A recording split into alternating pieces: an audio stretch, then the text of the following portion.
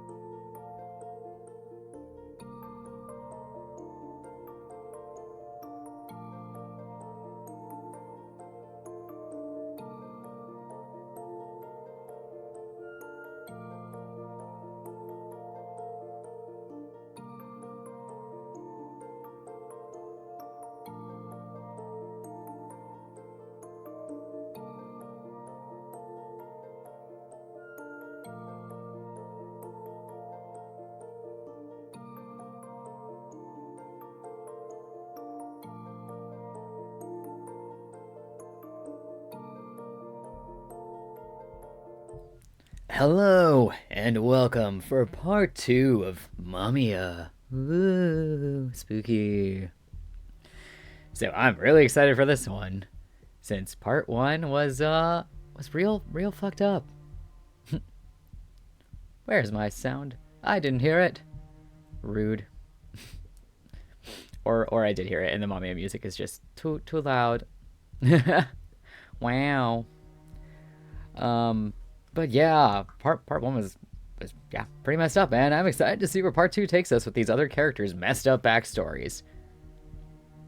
Thank you for contributing to the Persona 3 challenge. I feel like it's gonna happen soon, so I should just grab the game now while it's on sale. But yeah, so but the 2 characters we did last time, one of them killed his mom, and then the other one died of hypothermia in the street with a bunch of people watching and not helping him. That poor boy. But yeah, so let's get into this. Let's get into more fucked up shenanigans with the other two characters. Yeah, so I'm gonna finish all of episode 1 first, and then go on episode 2, because we want to get, like, the most out of our playthrough, right? Gotta learn all of the things. Okay, so we already did those two, so now I gotta do Suo and Minato, or is it Kato and Minato? So it's like the tall guy, and then the, like, black-haired one. Also, I don't remember any of the voices that I did, so they get new voices every time. Natsume died. I always forget to have to do, like, tongue twisters before. Red leather, yellow leather. I can't even remember any of the other ones besides, like, she sells seashells by the seashore. I was having some struggles yesterday with tongue twistering. But also, thank you guys so much for coming. I don't think I said thanks, but I'm so excited y'all are here and excited to play this game. I don't know. I feel like there needs to be an anime of this. That'd be perfect. And then I could, like, stream it or something on my Discord or whatever. I'm here again. I don't want to see... I think I vaguely remember the voice I gave him. Give me a second. The music is so loud. Holy shit.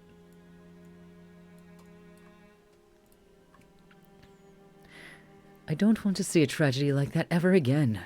I gotta find a way to prevent it. I got more time than last time, too. I should be able to explore this church.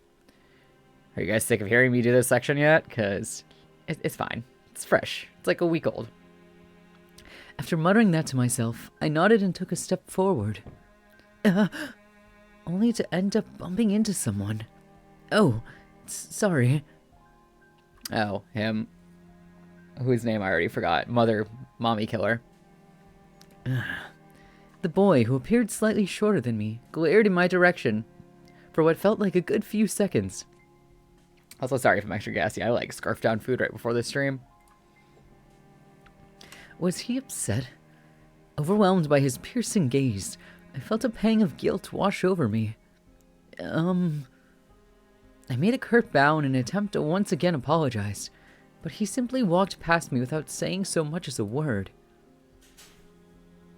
I opened the door. A solemn atmosphere hung heavy in the air as I stepped into the church.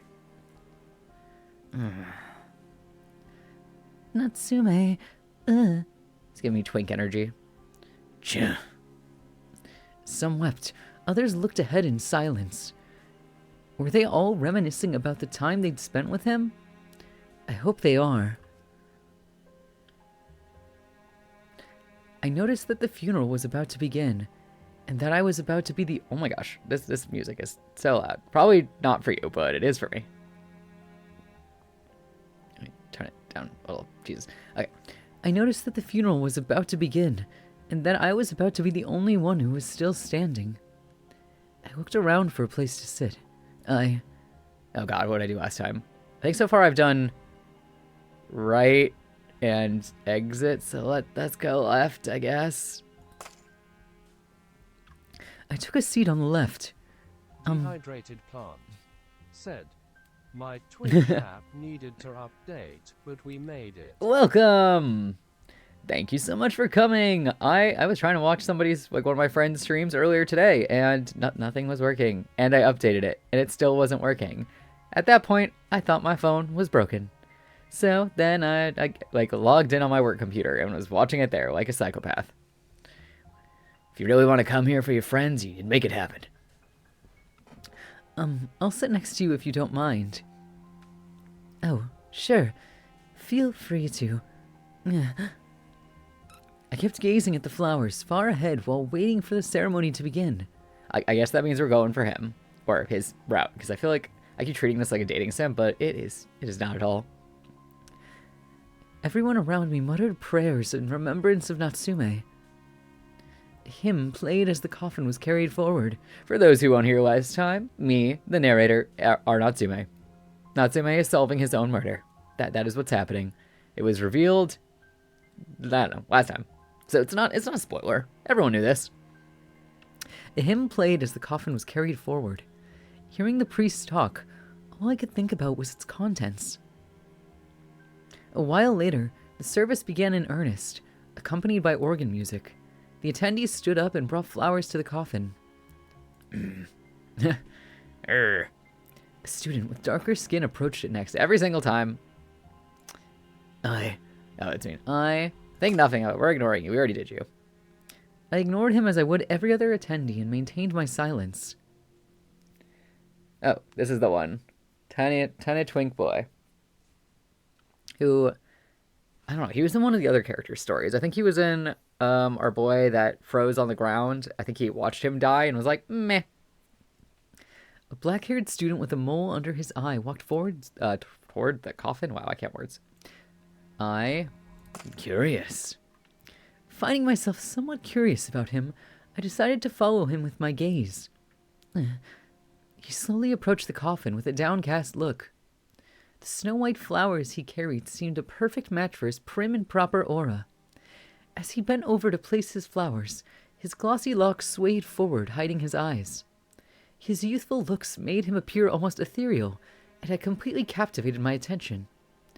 He then slowly stood up and returned to his seat with his head hanging even lower than before. Fleabuster said, "Oh yeah, I wanted to comment on that when watching the VOD. It wasn't he clarified in his route, but he is probably half Japanese or of native Japanese ancestry, so a different shade of dark skin." He's probably like an Ainu. Like they're the native Japanese people. That makes more sense, because I'm like, why are they commenting so hard on it? Because it's like, I don't know, he's like Genshin tan. Ruffling his pinkish hair. But yes, thank you, Philip. I said Phil again. Thank you, Buster, for clearing it up for me. Because I was just kind of like, okay. A man with an intense look on his face stepped forward. I think nothing of it. I ignored him as I would every other attendee. Dehydrated plant said, "Genshin tan, tears of joy, tears of joy, tears of joy." Tears of joy. The coffin was approached by a tall boy in a school uniform. I also ignored him. You're for next time, sir. I ignored him as I would every other attendee and maintained my silence. Once all the attendees had set their flowers, the funeral came to a close with a few words addressed to the bereaved family. Surrounded by people leaving the hall, I talked to the black-haired student. Fleabuster said, "Your next die of a 1 heart attack." Yeah, tall best friend boy, who is too pure for this world and just had a slight fight with his mom. I'm coming for you next. Let me know your trauma. I chose to sit in the seat before me. That seems like a weird sentence. It was where you could find many of Natsume's classmates. Most of them had already left, save for a few stragglers. I heard sobbing coming from my side. As I looked towards its source, my gaze met that of a student. I'm sorry. Don't mind me. Care to use this handkerchief? Your eyes will get red if you rub them with your hands. Thank you. This yellow handkerchief. What about it? Oh, nothing. How close were you to Natsume? We were just classmates. Though we didn't talk much at school. Maybe he didn't even know I existed. Still, being around Natsume would always make me smile. It drove me to work harder, too. You see, I wanted to put a smile on the face of this person who's been cheering me on. Recently, something sad happened and I went to work in low spirits. When I was about to take a break, Natsume, who just left, was right in front of my workplace. He was holding a bouquet of large yellow flowers. That sounds romantic. He was as timid as always, but he did his best to keep it together and say they were for me. Oh, wait, okay. There was no way I could have kept such big flowers at home, but all he did was smile. He sure smiled a lot, didn't he? Oh, sorry about that. I'll wash and give the handkerchief back. It's okay. You can have it. Huh? I can't just... You can. It's for crying for Natsume. Natsume. He's gotta be under some sort of disguise. Music continued to flow, like a river never ending. Oh my god, my throat is like that. Roaring and cascading.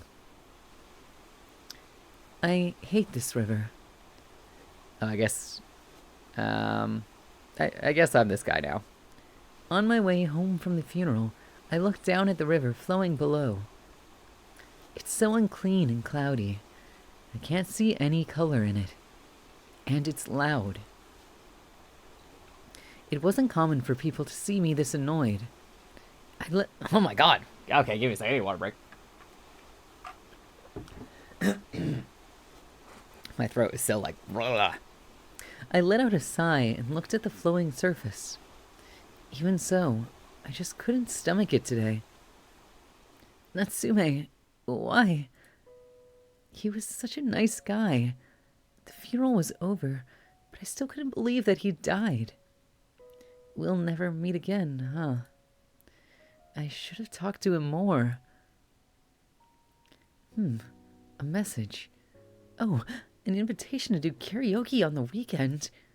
Man, we just had a funeral for Natsume and everyone already stopped caring, huh? I didn't know what to say to this. Natsume really didn't seem to mean much to them. Though I guess it could be a good distraction. After replying that I'd go, I closed my phone. Starting tomorrow, I'd laugh again as the center of the class. Oh, is he like the class clown? He gave me more like Prince vibes. Never resisting the flow of the water, I let my nerves get eroded. I can't guess his trauma yet, but soon. I've been repeating this for so long. Like in a delirium. As if nothing bad happened. This was the only way I could keep myself together. It was a strange balance. Mamiya. I felt like happiness had slipped through my fingers. He already knows Mamiya. Every new breath I drew was shorter than the last. Mamiya. Tell me, what would you do if the world came to an end tomorrow? It was a silly conversation starter. Nothing more than pointless small talk. To make you appreciate your day, just a tiny bit more. After all, no one had seen the world end yet. We'd been repeating this for so long. Did one of the Mamiya ask that to somebody? That sounds familiar. It was something small and frail that we gave our all to protect. A soul that lost even that would be just left here, unable to go anywhere. Nobody paid any mind to me, and the river continued to flow. Ooh, okay. Opening. I feel like they all had openings. I legitimately don't remember. Mamiya, a shared illusion of the world's end.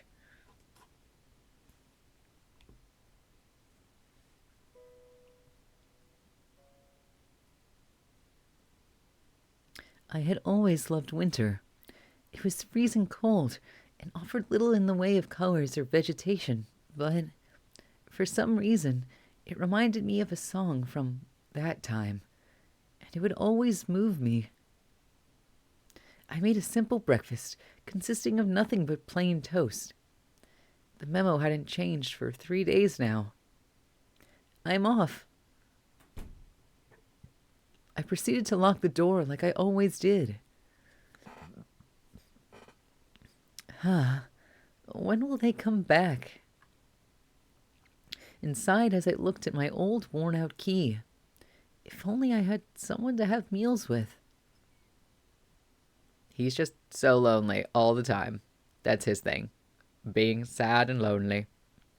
The descending elevator stopped on the way down. See ya, Haruki. Shut it. Love ya. Me too. What was up with this guy?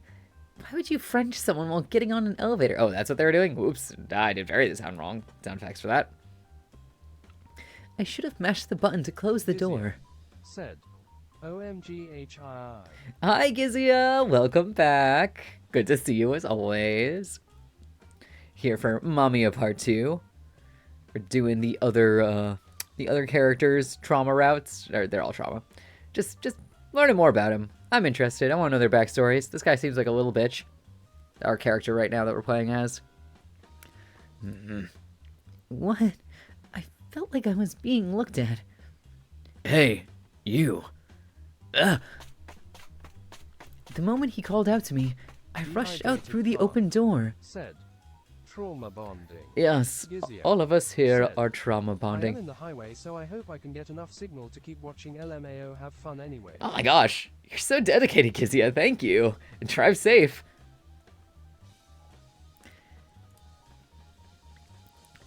That wasn't a good thing to see first thing in the morning.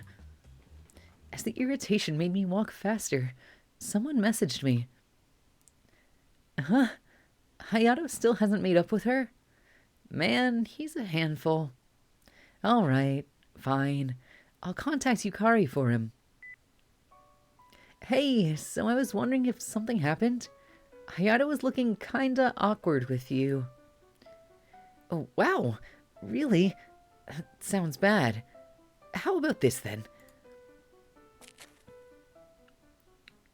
Oh god, who's Hayato? Also, how do I say his name? Tojo? Toho? Tojo? I'll say Toho. Toho! Oh, Hayato.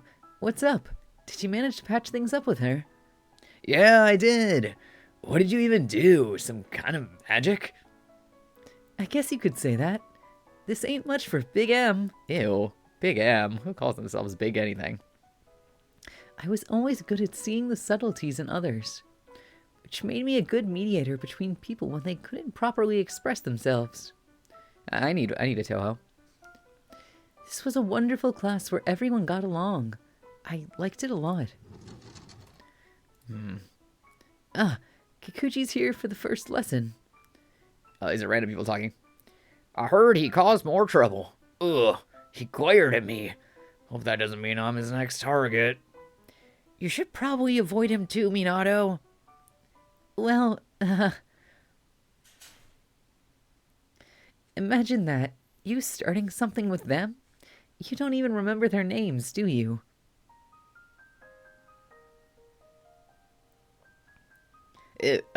Something about that illustration. He looks funky. Not Toho, he looks fine. The other one. Minato, or whatever.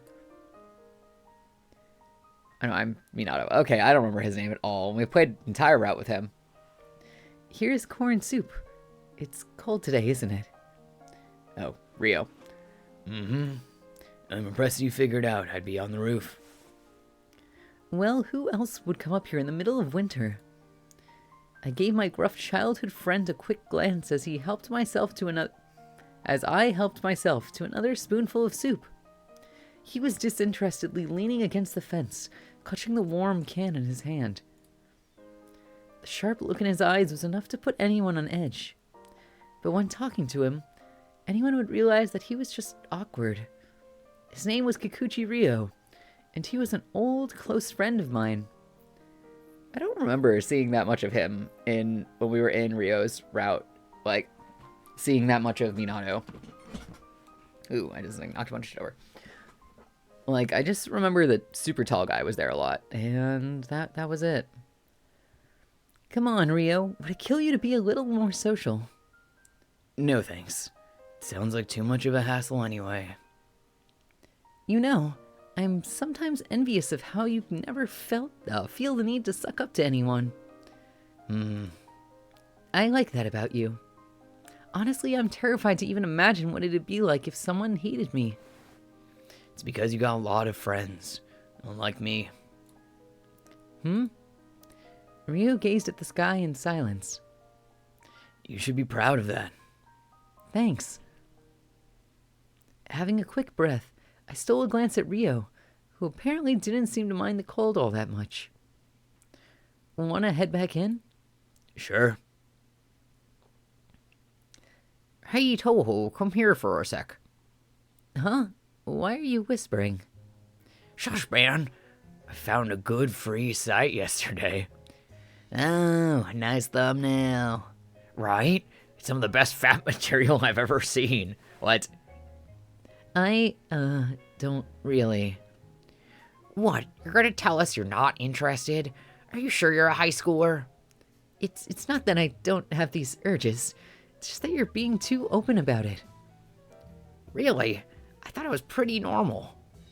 You really ought to rub one out from time to time. Don't let it build up. I am having a hard time reading this seriously. I'll, do it at home. No need to be shy about it, dude. I'm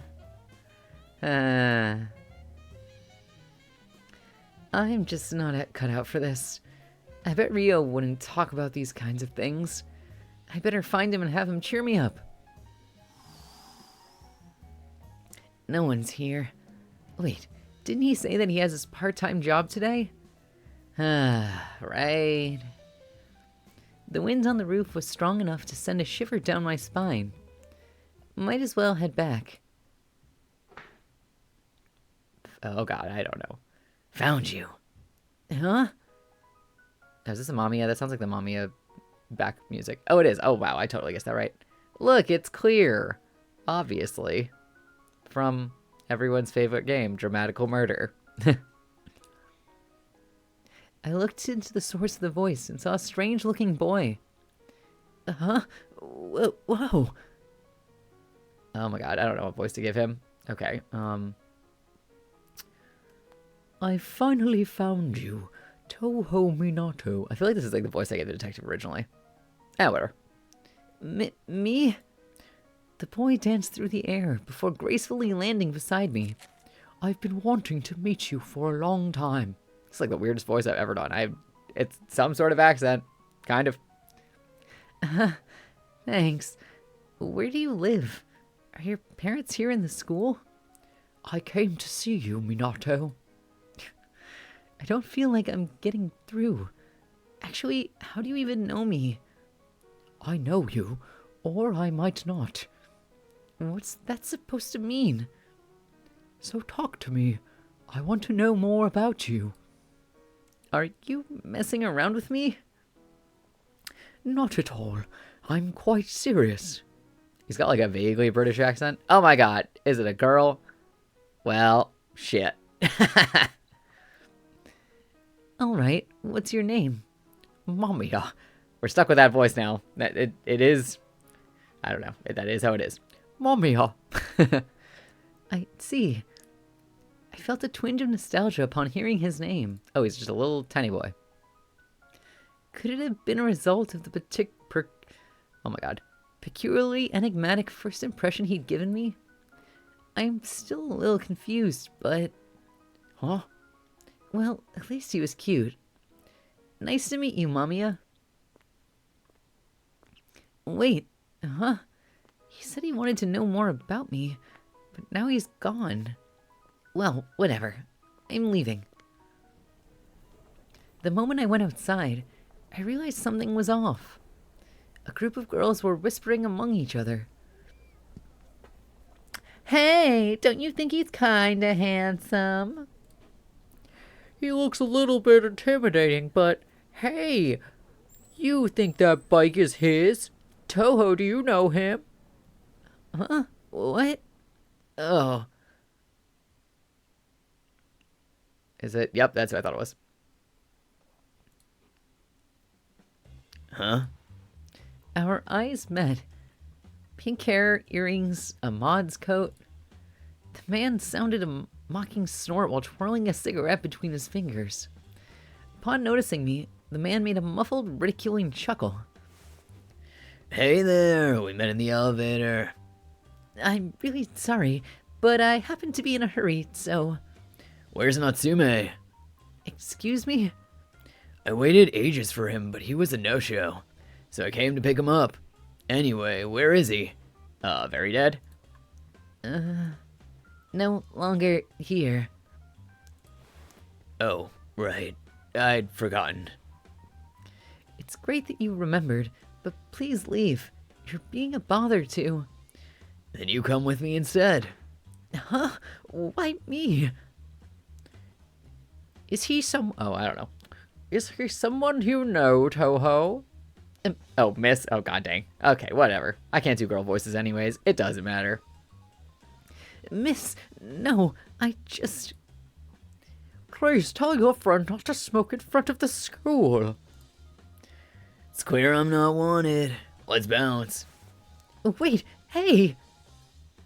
The stranger ignored my yell and instead pulled me away from the street. What was that all about?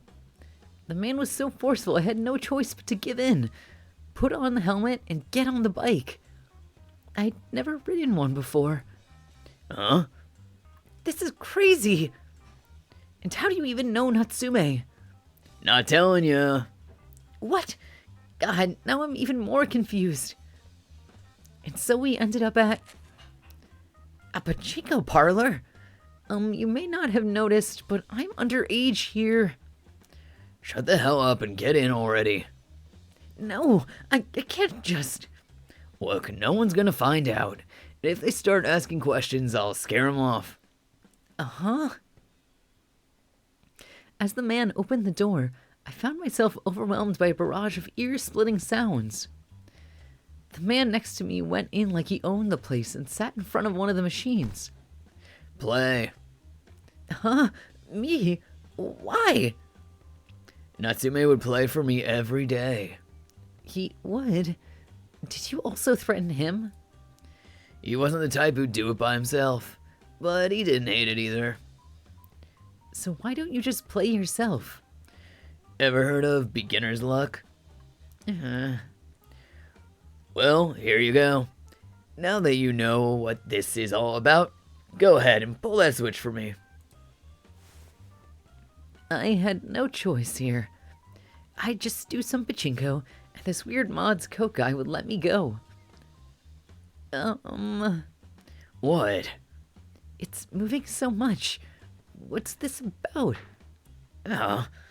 Whoa! Don't stop, man. Keep on pulling. Yeah, just like that. Come on. Hell yeah! What? Check this out. We won big time. You rock, man. Yay! The man and I exchanged a couple of high fives and kept jumping around in joy. I had barely any time to process what had just happened. So, what's your name, kid? Toho, I'm Toho. Toho, gotcha. I'll make sure to remember it. Oh no. I planned for this to be a one-time thing. I'll be counting on you, Toho. Oh. After the incident at the pachinko parlor, the man offered to give me a ride home. Take it. You've earned it with your being a sap. Now that I think about it, I don't believe I ever asked your name. It's Morichika. Anyway, I'll see you around. Oh, but I thought you lived here. Huh? We met in the elevator this morning, remember? The woman I'm seeing lives here. That's all. Anyway, I'll see you around, Toho. I'm exhausted. Oh god, I gave him some crazy voice. Welcome back. Oh god, I don't fucking know what that was. I need to give them a normal voice. I can't handle this. Or I'll give them like a weird robot voice or some shit. Whoa, where on earth did you come from? Are you troubled somehow? That works. Like you wouldn't believe. I got dragged into a pachinko parlor, pachinko place by a guy I've never met. I'll kill him. You what? A kid like you shouldn't say stuff like that. I was serious, though. Okay, I get it. Just don't... You want to come in? Mamiya nodded. Sighing, I turned the key in the lock and headed inside. I'm home. Do you live alone? Uh-huh. Oh no. I've been a latchkey kid for as long as I can remember. A latchkey kid? Yeah, my parents both work and come back late in the evening. Don't you feel lonely? Uh-huh. Not at all. I could play a lot when I was in elementary, and I had after-school activities. I see. That's a relief to hear. Uh-huh. I mean, I'm glad you weren't lonely. You're a good kid, Mamiya. Well, it's because I love you. Thanks.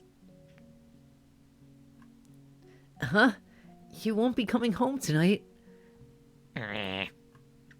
Dad, too. I see. No, it's okay. I know your job's more important. Oh, that's depressing. Their job's more important than, like, their son. Bye. Minato. And I went out of my way to make Jowsy? Jowsy? and everything. There was no way I could eat them all on my own. Guess I'll just wrap them up and eat them for breakfast tomorrow. Minato! Well, freshly made is obviously the best, but they got work to do. I guess I'll just have to accept it. I'll eat them. What? I want them too. Mamiya enthusiastically suggested that, but... I'll eat with him, why not? Are you sure you can do it? There's a lot. Quite sure. A ludicrous amount of Jowsy lined the table. Following my example, Mamiya dutifully clapped his hands together. Holding his chopsticks with perfect form, he gracefully picked up a piece of Jowsy. But how was he planning to eat it? Would I finally be able to see the face behind that gas mask? Mamiya lifted the Jowsy to his face. Which proceeded to simply vanish. Tastes good. Thanks. Oh, you can have some more if you want.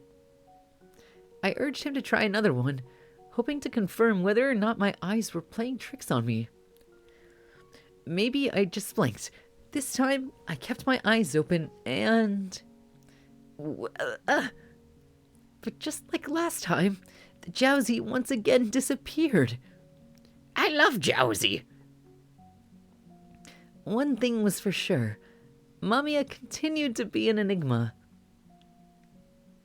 After eating my fill and stopping Mamiya from joining me in the bath, I went and soaked myself. He seemed to be beyond the glass door. His silhouette appeared on it like a house cat's. That's not creepy at all. This feels nice. Nothing like a good bath. Agreed. This is a bath household. Are you not tired? Oh, are you not tired of living to the tune of others? Uh-huh. Tired. But if I don't do that, I just can't stay calm. I'm not that strong, you know. I doubt I could handle taking on a color that stood out too much. I don't want to be different. It scares me. And I'd rather fake it than be scared. Basically, I can't be like my prideful childhood friend. I lied down in the bath and soaked myself to the neck. I'm scared of going against the flow by myself. If you're scared, I will protect you. Did he just come in the door? Was that the door opening? Hey, I told you not to enter the bath. I could sense it before, but Mamiya, this entity, I was the one who could see him. I was the only one who could see him, and he seemed to like me a whole lot. Hey.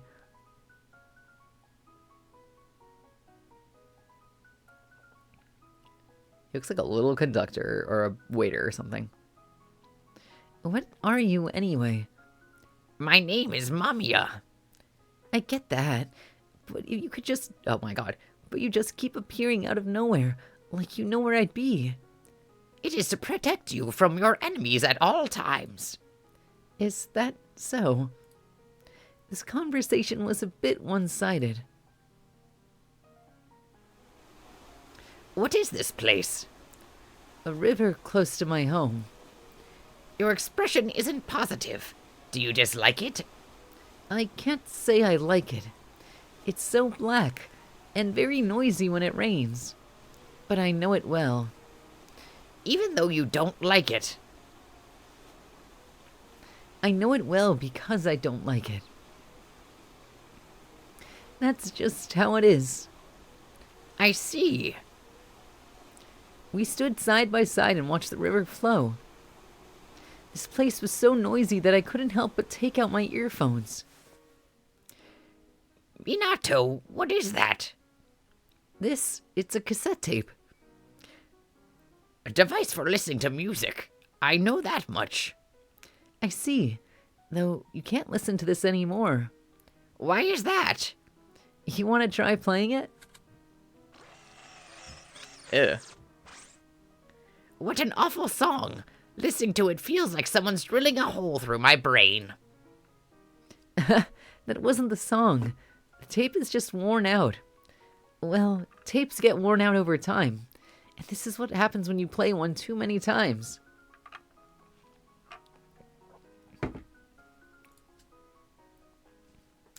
So what did you originally have on this one? Just an old song I recorded a long time ago. Was it your song?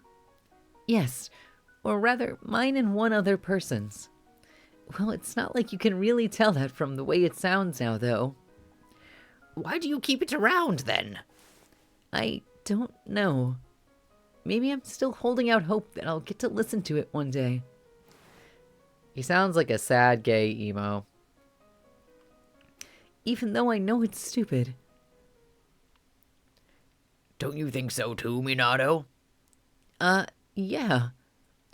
It sounds great in theory, but I wonder how realistic it is, or how good it even feels. Oh my god, are they talking about porn again?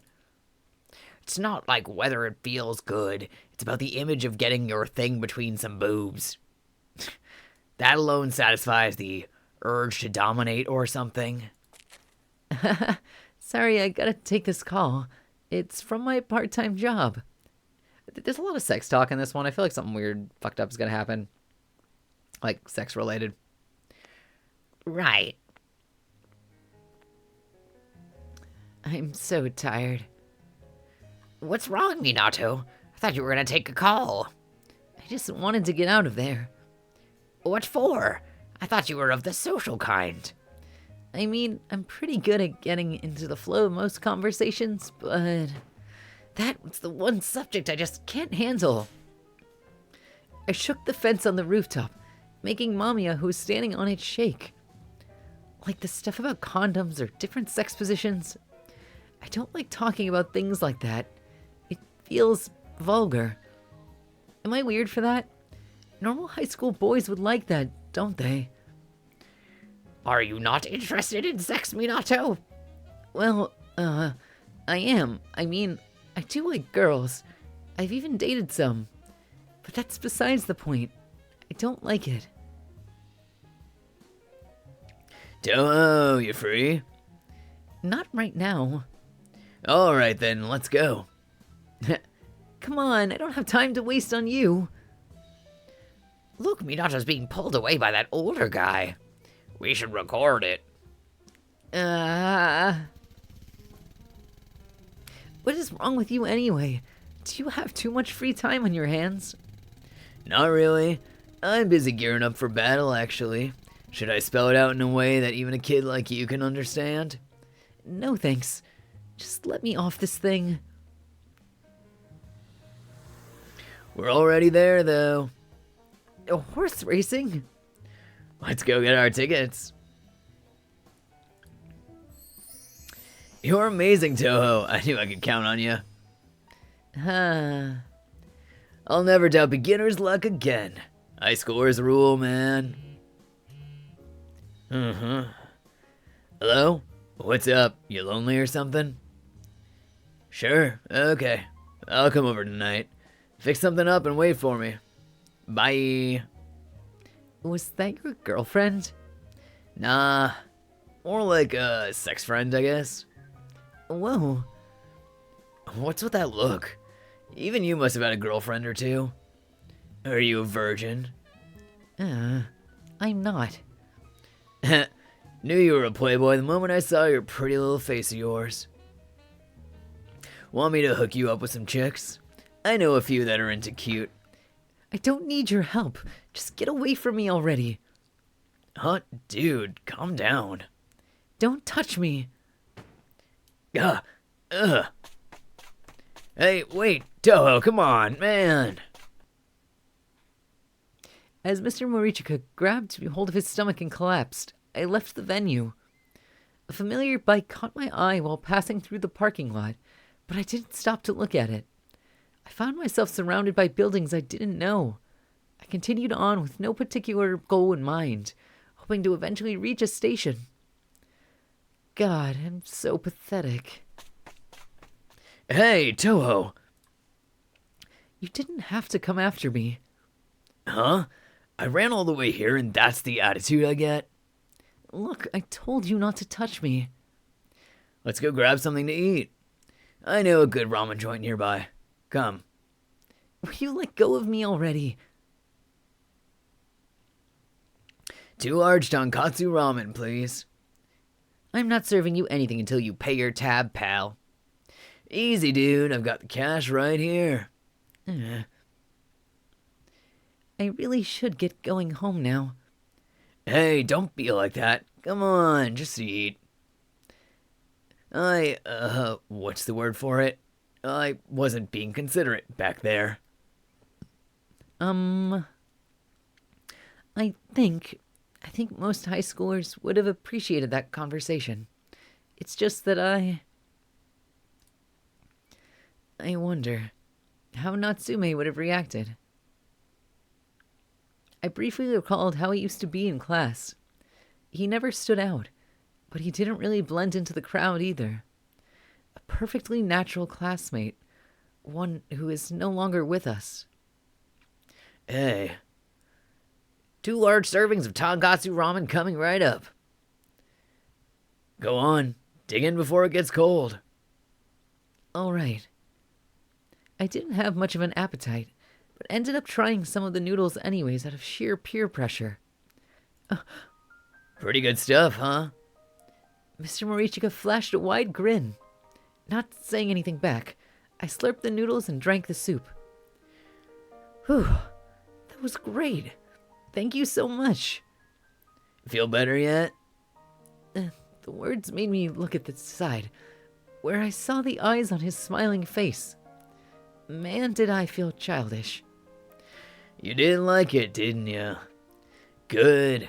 We'll come here next time, too. Huh? Got a problem with that? No. I'm not mad anymore. The ramen was delicious. Uh-huh. Okay. I never really talked to him about that kind of stuff. Natsume, I mean. Now that I think about it, I don't actually remember what we used to talk about. Weren't you close friends, though? I mean, you did go to pachinko parlors together. Well, it's more like Natsume was kinda just there. It felt natural to have him around, you know? But there was a feeling in the back of my mind telling me that there was something off about him.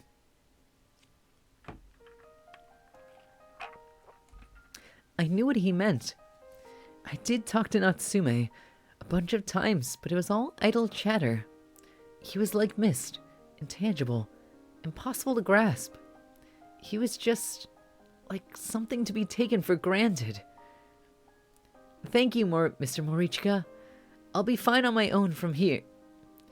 Just Morichika's fine. What? But you're so much older than me. That's what Natsume That's what Natsume called me too. Then Morichika. Cool. After this exchange, I stopped being bothered whenever he came to the school gates. He always took me to gamble, but he then made up for it with a nice meal. I felt that he was kinda lonely. The hole left by Natsume was so cold that he couldn't bear it. Sorry, I heard some weird noise in my apartment. Ooh, haunted. And eventually we got so close enough to hang out on our free days. Hey, dude. Hello. Oh, I like his little suit jacket. And then there's Marichka, who's got one outfit. Wait, why is my mouse so not fast. What's happening? Okay, whatever. You gonna get on? Well, Marichka brought me somewhere other than the gambling parlor for a change. He stopped at a random park and sat down on a nearby bench, just enjoying the dry chill of the wind. The hell you got that sketchbook for? I have some homework to do for art class, so... Marichka had a quick peek at my work as I desperately tried to keep the lines straight. Hey, don't look. Oh, I see. You're drawing a potato. It's a self-portrait, actually. After a few moments of silence, Marichka burst into laughter. A self-portrait? This is a guy? That's an eye, not a sprout. Ow. My stomach, you're gonna kill me, damn it. Come on, you're being extremely rude, you know that? Sure, I may not be the best artist around, but... I can't even look at it. Marichka crouched down, trying desperately to catch his breath. I feel like he's been beat enough. Let's say you try it. Then you try it. You think you could do better? Huh? I mean, you'd have to look pretty hard to find someone worse than you. Then try drawing something. Here you go. Aw, man, what a pain. Mm-hmm. Fine, whatever. I bet he's like amazing at art. Taking my sketchbook and pencil, Marichka started silently scribbling something on the page. I did my best to telegraph to him that it'd absolutely make fun of his drawing if it turned out to be worse than mine. He waved me away, indicating that I was getting in his way. Here you go. Okay, let's see if you're fit to critique the work of others. Look, I just scribbled some random crap. Don't expect it to be the Mona Lisa or anything. Ha! It's too late for modesty now. I'll make sure to... Oh my god, I'm so burpy. I stopped mid-sentence as I looked down at the page. See? Told you not to expect much. Marichka, What? this is amazing. Can you draw more? Huh? Why'd you never tell me you were this talented? I really don't think it's good enough to brag about. You think so?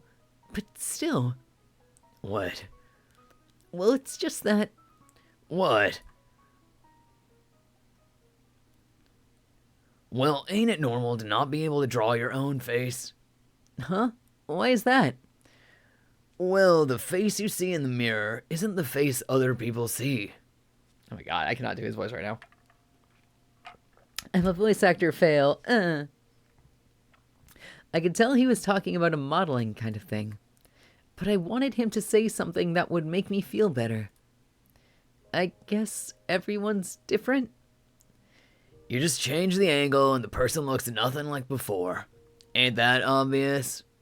Your face ain't something that can be settled in just one piece. His words touched me like few things could. Marichka. Resolving myself, I took in the cold air. I couldn't talk about it here, though. At a place with others around, I could only present the side of me that wouldn't stand out. But I want you to know, the core of me that I didn't want anyone to deny. You want to go to school? There's a roof. I like going there a lot. Not many people around. I felt most at ease at... Are you dumb? I'm not a student. I can't go there. Oh. Aw. The smile on his face made me snap out of it and hang my head. He was right. I felt embarrassed for rushing to be understood the way I did. Instead, He cracked a full smile and looked right at me. let me take you to a place I like. Marichka opened the door, and my senses were immediately overwhelmed by loud, up-tempo music. Colorful lasers danced all over the place, blinding me like a mole. Like a mole. Is this... Did you just bring me to a club? What, never been to one before? What am I even supposed to do here? Just enjoy yourself, man. Haruki, it's been ages. Out of nowhere, a girl in a skimpy outfit interrupted our conversation and flew into Marichika's arms. Her sinuous motions made me gulp. Hey, Marichika. Marichika. I completely lost sight of Marichika in the crowd. Enjoy myself? How? All around me, young men and women were shaking their bodies to the rhythm of the music. However, I felt too overwhelmed to actually join them, and ended up gravitating toward this corner of the room. Oh, I felt like I'd wandered into another world. Here you go. Oh, some random girl. Ooh, I like your hair, though. Oh, thanks. She was offering me a paper cup. Taken in by her smile, I drew the cup to my lips. Blah! Is this alcohol? Of course it is. I'm underage. Me too. I'm 15. But everyone else is doing it. And besides, it tastes nice. The pink liquid was like a oh my gosh. It was like a mild and sweet juice. Well, it does taste pretty good. Hearing me agree, the girl let out a chuckle. She then took a long, hard look at my face. Wow, you're pretty handsome. Huh? Really? Maybe it was just me, but her eyes looked kind of dewy. Pink and cyan colors illuminated her slender nape. You too. And just like that, a girl below my age ended up drawing me into an unknown world of adults. Her glossy lips pressed against the edge of her cup, and my heart skipped a beat as I watched the alcohol slowly trickle into her tiny mouth. This is kind of weird. What's your name? Minato. Minato? Wow, even your name sounds cool. Is this your first time here? Yeah. A friend brought me along, but I have no idea what to do in here. Oh, that's easy. You just gotta go with the flow of the rhythm. And occasionally hit up a few strangers for a quick chat. Like you did with me? Well, aren't you having fun? Well, talking to you is pretty fun. You're so cute. Uh-huh. Hey, wanna ditch this place and go somewhere else? Just the two of us? What? The girl pulled me out of the corner. As we made our way through the dancing crowd, I caught a brief glimpse of Marichika kissing that girl from earlier. As we stepped outside, I allowed my lungs to be filled by the chilly air of the streets. Compared to what it was like inside the club, the difference was day and night. Hey, hold up a second. Minato. As the girl kept tugging on my arm, I ended up losing my balance. Before my brain could process what was happening, I felt something warm and heavy pressed down on me. An empty back alley. Dragged into some deserted alleyway, I ended up making out with a 15-year-old girl I didn't even know. The taste of the alcoholic drink I had earlier spread across my mouth. Hey! The alcohol had begun to do its job, and I felt my consciousness waver. I feel like he's gonna get mugged. A sudden metallic sound jolted me back into reality. What are you doing? You don't want it? I mean, we've just met. I don't even know you. We'll have time for that later. The girl didn't stop. Stop! Time appeared to grind to a halt, and I blacked out. A familiar ceiling, hands touching me, unfamiliar emotions. Yeah, he got drama. Nausea, the sensation of alien flesh. Stop it! Ah! My body twisted and contorted by itself. An indescribable shudder rose from the pit of my stomach, paralyzing me. No, someone... Oh god, what was the voice? Minato! I think I gave him like an old man voice. I looked up and saw Mamiya looking down from the roof above. Seeing him finally brought me back to my senses. Minato, I'm sorry. I pushed the girl away, and ran. I could hear her call out my name, but I didn't stop. I continued running, not caring where I'd end up. It wasn't her fault. None of this was. She sure was cute. Well, she was just my type. And yet I'm so pathetic. Supported by Mamiya, I went back home. My head was throbbing. I felt like someone had just punched me in the face. It was probably the alcohol. Oh, the memo had changed. My parents had seemingly come home, but then left again before I arrived. Inside, I found a couple packs of instant food on the table. My parents most likely left them so I'd have something to eat for dinner.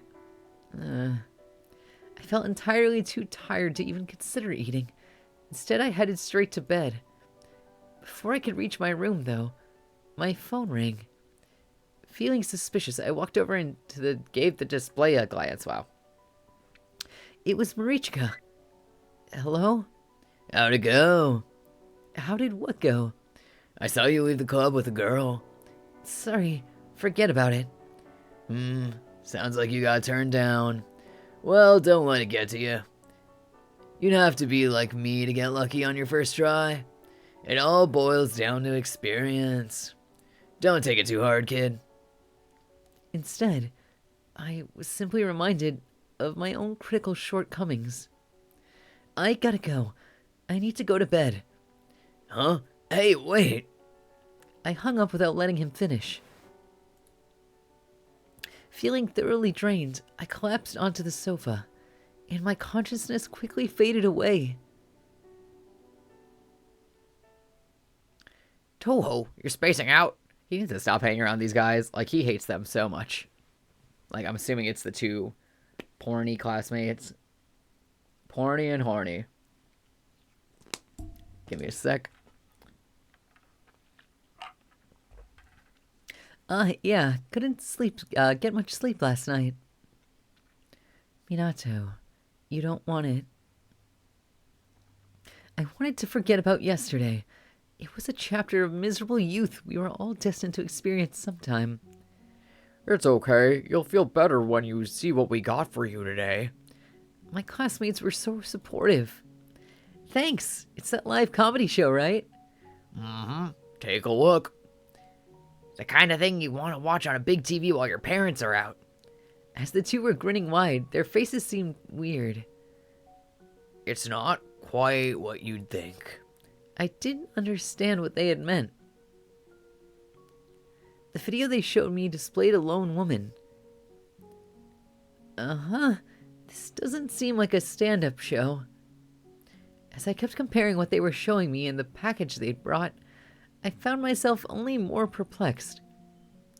The woman on the screen had taken off her clothes. You serious? Surprise! The two flashed innocent smirks. It's just for you, dude. You didn't notice at the start, Toho? You never seen porn before? I feel like I need to change my content rating for this video. I mean, I already had it, like, warned for gore, but maybe you gotta do a sex warning also. It's cool. Some people bloom later than others. But in this world, there was air you could safely breathe, and air that was just plain toxic. Whoa. The woman on the screen had her mouth open wide. I heard the sound of colliding flesh, the vulgar dripping of fluids. I don't like it described that way. Not bad, huh? Enough to make a late bloomer blush. Oh, Toho. Minato, come to me.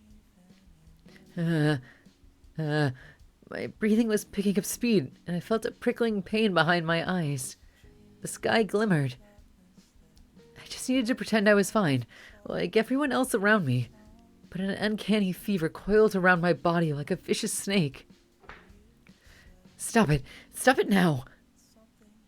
Someone, anyone, is there anyone who can understand why I feel like this?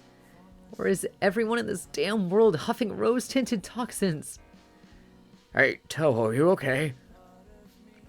I could feel it filling the room, the toxic vapors. I needed something to ventilate with. Mamiya, help me, Mamiya! I cowered and screamed. Minato!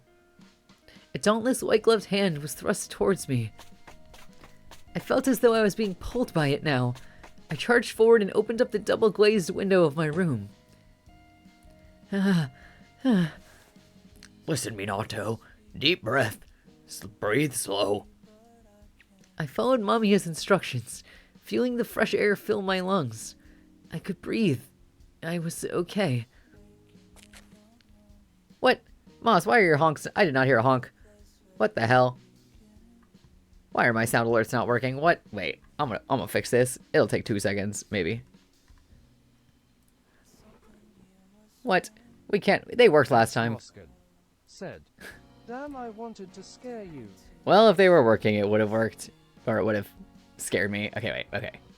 There's, like, some that I straight up didn't set because I thought they were too, like... There's some that were, like, jump scare screams. Moskin said, "Ooh." Ah! Oh my god, Moss, I didn't even know you were there. I'm terrified. Okay, wait. Let's see. I'm gonna play a fake one. Moskin said, "LMAO." I'm gonna do a test one.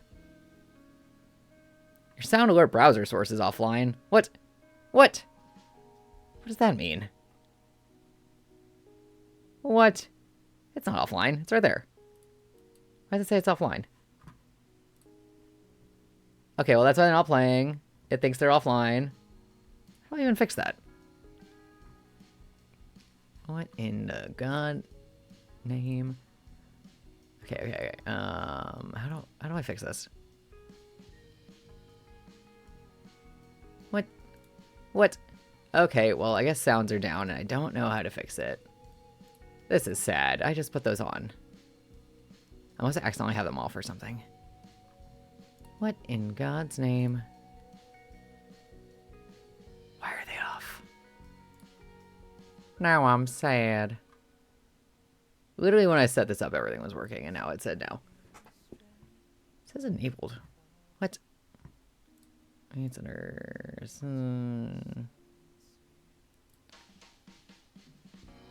I'm gonna fix this. I'm determined.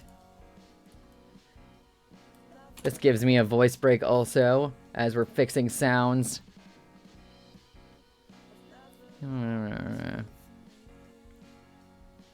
It's only a technical switch.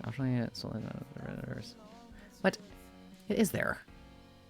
What in God's name? I'm gonna fix this, I'm determined. Oh my god, I can hear myself on my own thing. Oh god, we're now. None of that. I was just making sure my shit was all connected, but this might be a later problem. Oh my god, no. Your browser source is offline. My browser source here. It's not offline. What in... What? Okay, I'll give this like 2 more seconds and then give up. What? I don't get why it says it's offline. This is rude. Dude. We're literally streaming right now, and it's there doing things. Damn, okay. Moskin said, "When I started streaming, my TTS broke like every day, LMAO, so I relate hardcore to sounds not working." Oh, it says it's waiting for... I don't understand why it's not working. Like, Soundwise Blazer is the media player. Oh, wait. Soundwise extension. What? I did. Okay. I also did that. I did all these things. Oh my god. I just don't... Okay, you know what? We give up. No sounds for today, I guess. I'm sorry. They were so good, the 10 seconds we had them. Damn. That's sad. I'm here trying hard, and I don't get why it says my source is offline when we're literally in OBS right now, streaming. It's blatantly not offline. Okay, well, that's another thing I'll have to check before stream next time. Sorry about that, guys. That totally my bad. X Moskin said, play a test alert. I was playing a test alert, and it says your streaming source is offline. X Moskin said, scuff, scuff, scuff. I'll fix it before tomorrow's stream. It's fine. You can scare me while I'm playing Resident Evil, which wouldn't be hard, because Resident Evil. Uh-huh. Why'd you open the closet? Uh-huh. I turned around after my classmate's voice had snapped me back to reality. You just ran there, and... I have work tomorrow, so you're safe. Thank you. I'll probably get scared on my own. It'll be fine. I'll get it. I'm only gonna have it working when you're not here, obviously. That's the goal. Oh, what? My chat thing isn't working either. What is happening? What is happening right now? I just noticed they're not showing up. What? Is everything broken? Do I have bad internet? I don't know what's going on. Why all of my shit is disconnected. It's okay. This still isn't the scuffest stream we've had. I'm just gonna keep going. Like the chat is not showing up on the chat box. You just ran there, and, well, what's with that? I just felt a little sick, and... Feeling fabric against my hand, I looked down. I blinked. I was holding a woman's dress. What was this? Hadn't I opened a window? Oh, I think I get it. I was standing in the middle of my room, right in front of the closet. You're into that kind of thing, Toho. My classmates forced an awkward chuckle, trying desperately to read the mood. Sorry, I guess. What do they think he's into? Like, cross-dressing? Good morning, All eyes in the room were instantly glued to me the moment I walked in. Confused, I went to my desk. What I saw on it were a bunch of photos that made my very blood freeze in my veins. One picture showed me in a skimpy swimsuit. Another one had me pushing up my breasts in a sexual manner. There was even a photo of me spreading my legs wide apart. I have to get rid of them, quickly. I tried tearing them off, but my hands were shaking too much. I tried scratching the transparent photos off with my nails, but they broke before they could reach. The class went on uninterrupted. With all the other students remaining thoroughly indifferent to my desperate struggles. Then again, even if I did manage to get rid of the photos, there was no way I could actually pay attention to the teacher. Not after this. The very thought of having to sit in one place for a whole hour without saying anything felt like borderline torture. Even in this very moment, there were people texting mean things about me. Others no doubt snickered while they watched me panic. They had completely rejected everything that made me who I was. It's not like... I'm not like the others. It was all a dream. I could feel my heart jackhammering in my chest. Fattened beads of sweat trickled down my forehead. It's still 3 a.m. Under normal circumstances, I wouldn't be awake at a time like this. Feeling like the dream would continue, I couldn't bring myself to sleep. Even though it was December, I could hear the rain pattering against the windows. It felt almost like someone was telling me I had nowhere to run. I checked my phone and noticed that I missed a bunch of calls from Orichka. I'm way too scared of being hurt anymore. While the rest of the world was fast asleep. Oh my god. I sat there in the darkness, clutching my phone. The classmates were the same as ever. The fear spawned by my delusions wasn't real, but... Hey, Toho, after school's out. Sorry. Is it me or is he acting weird today? Oh, you didn't see the message yesterday? It was a pretty shocking side to Toho. I'd never had a bad encounter with him before. I'm kinda disappointed.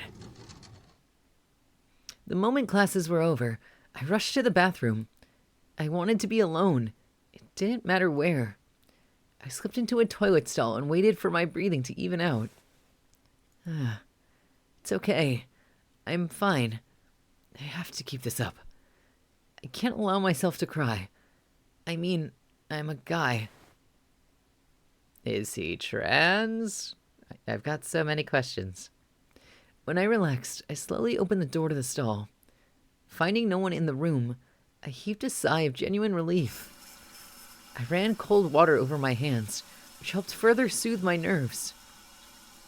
This had long been a personal ritual of mine, for luck. Even now, I clung desperately to the idea that it meant something.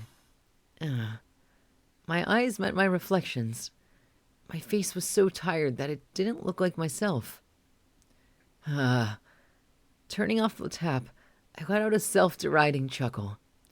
But just as I was about to leave... You still haven't given up yet.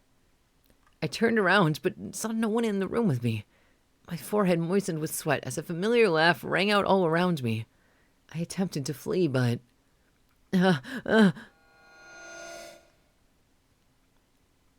Ooh, who is that? Hey there, Minato. All of a sudden, my reflection leaned out of the mirror with a twisted smile. What? Why am I... You? Well, that's uncalled for.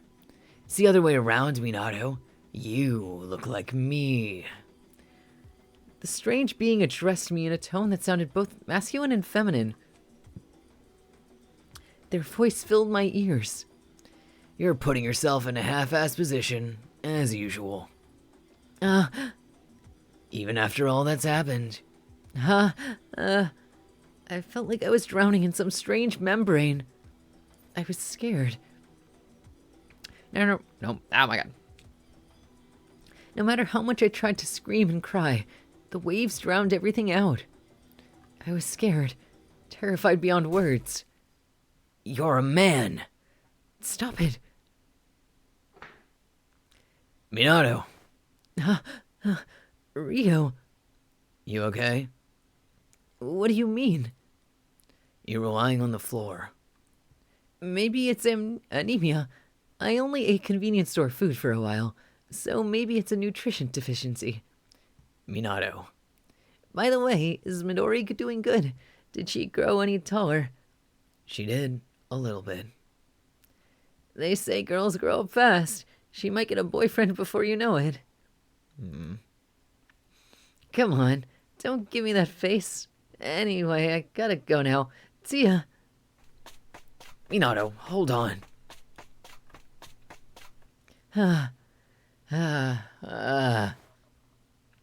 Rio. The roof had yet to dry up after yesterday's heavy rainfall. I felt my cardigan absorb some moisture as I leaned against the fence. I couldn't reveal it to anyone. I didn't want to reveal any more of myself to other people. I'd only end up getting hurt. My lips were trembling and had grown purple from the cold, but that didn't stop me from touching them to the metal railing. My brain could no longer process anything in this cold. I can't take this anymore. My shoulders felt heavy. The air was torturously cold.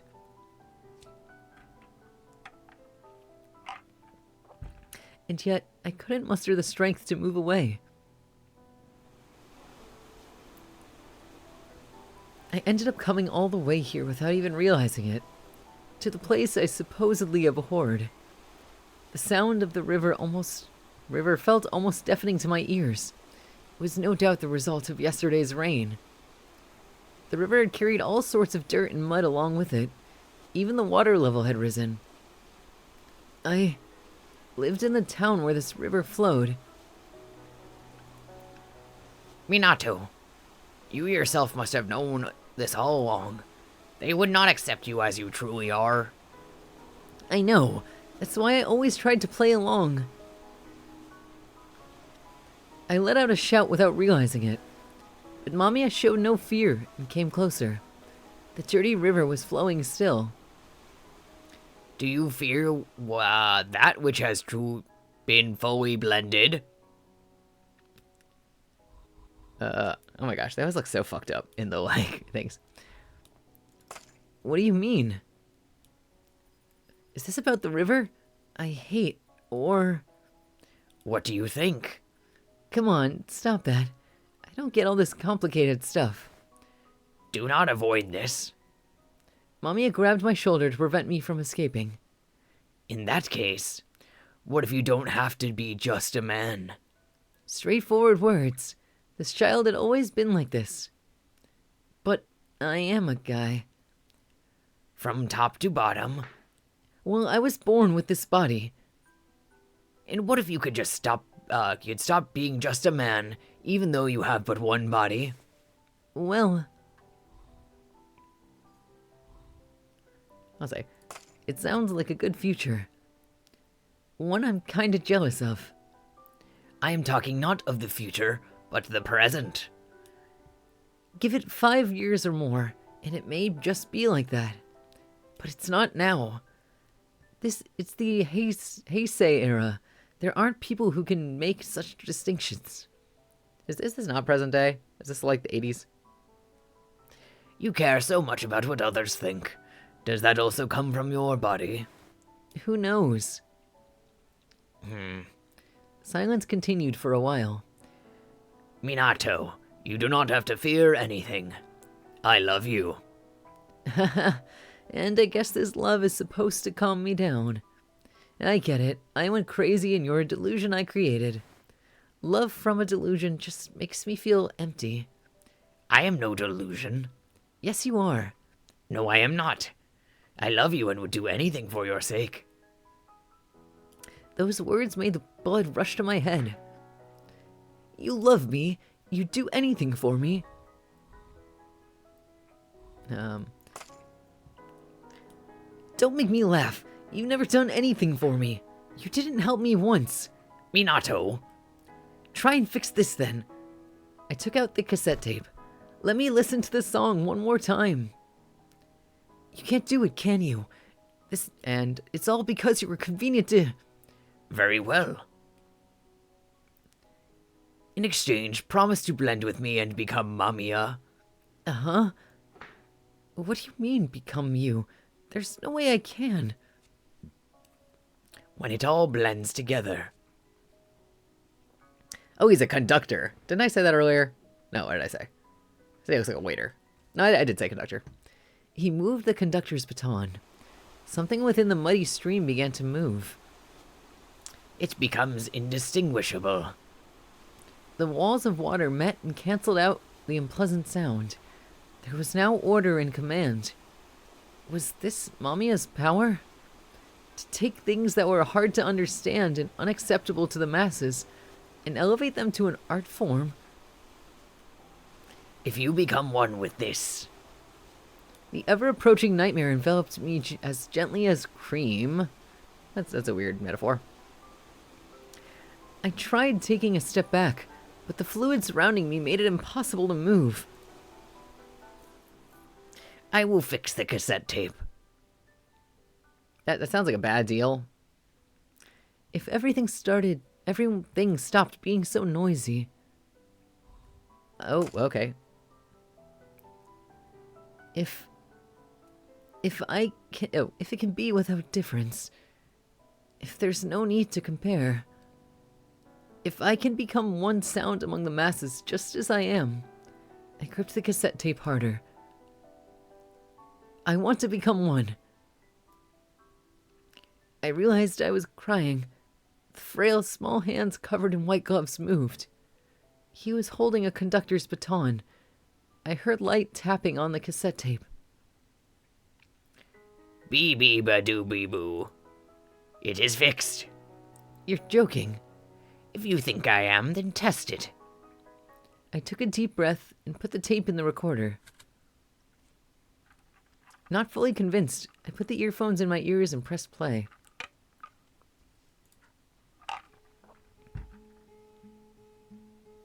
Ooh, some little guitar riff. How? It's working, Mommy. My words were cut short.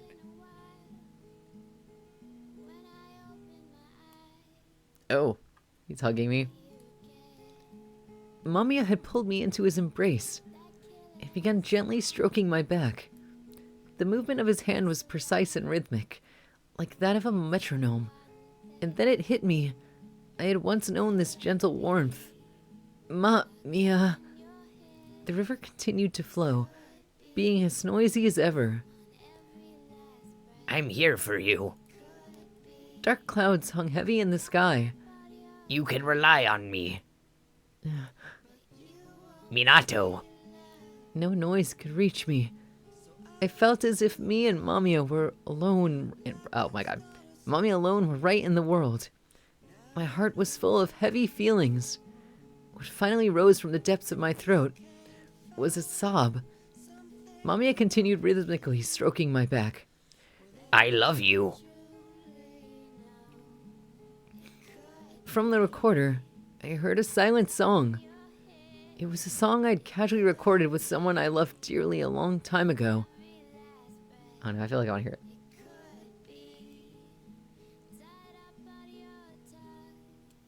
I'm impressed it's in English. I thought this game was like Japanese.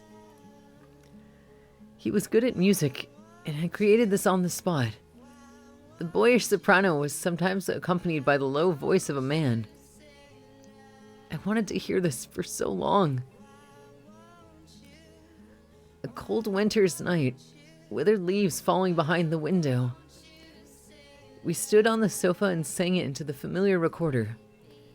I wasn't that good at singing, so I was a bit bashful about it. But it still made me happy.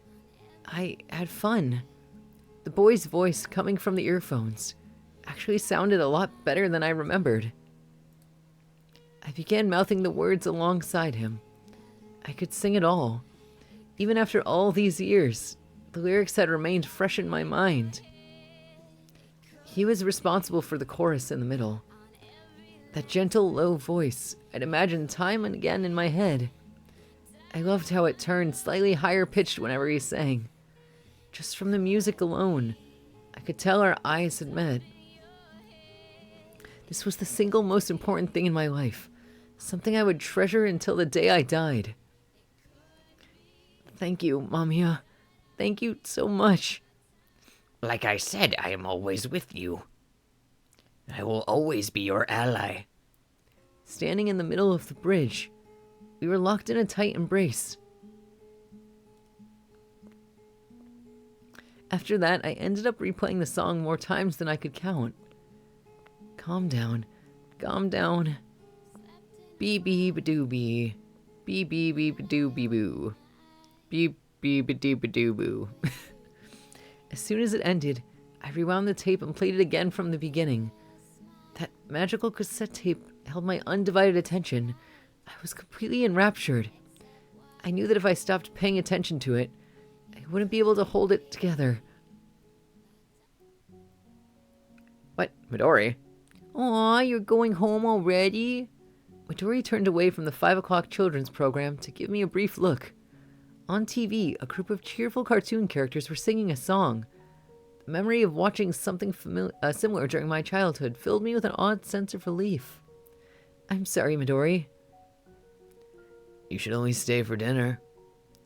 I do appreciate the sentiment, and it's definitely hard to say no with your cooking, but I actually have something planned, so... I see. See you later, Minato. You can come over whenever you feel like it. Thanks, Rio, and Midori too. He looked so happy. Yeah, the smile suits him better anyway. It makes me happy when he's happy. Me too, Midori. I'm back, Mamiya. Welcome home, Minato. Give me just a moment. I'll fix something up for dinner right away. You literally just stepped through the door. At least take some time to catch your breath. No way. I want you to try my cooking as soon as possible. Beep-a-doo-bee, beep-a-doo-ba-doo, beep-a-doo-ba-doo-boo. I guess that's him humming the song. Boop-bow-ba-doo, bop-a-dee-ba-doo-boo. I kept my earphones on while I walked to the classroom. It made me indifferent to everyone's looks. I could focus on the music, and nothing else. Mamiya was protecting me. The cassette tape felt oddly warm to the touch. Hey, hey! Take those damn things out. Come with me. You can have this. Marichika gave me some warm cocoa. He kept one eye on me while gulping down his coffee. The hell happened to you, man? Come on, talk to me. I'm sorry.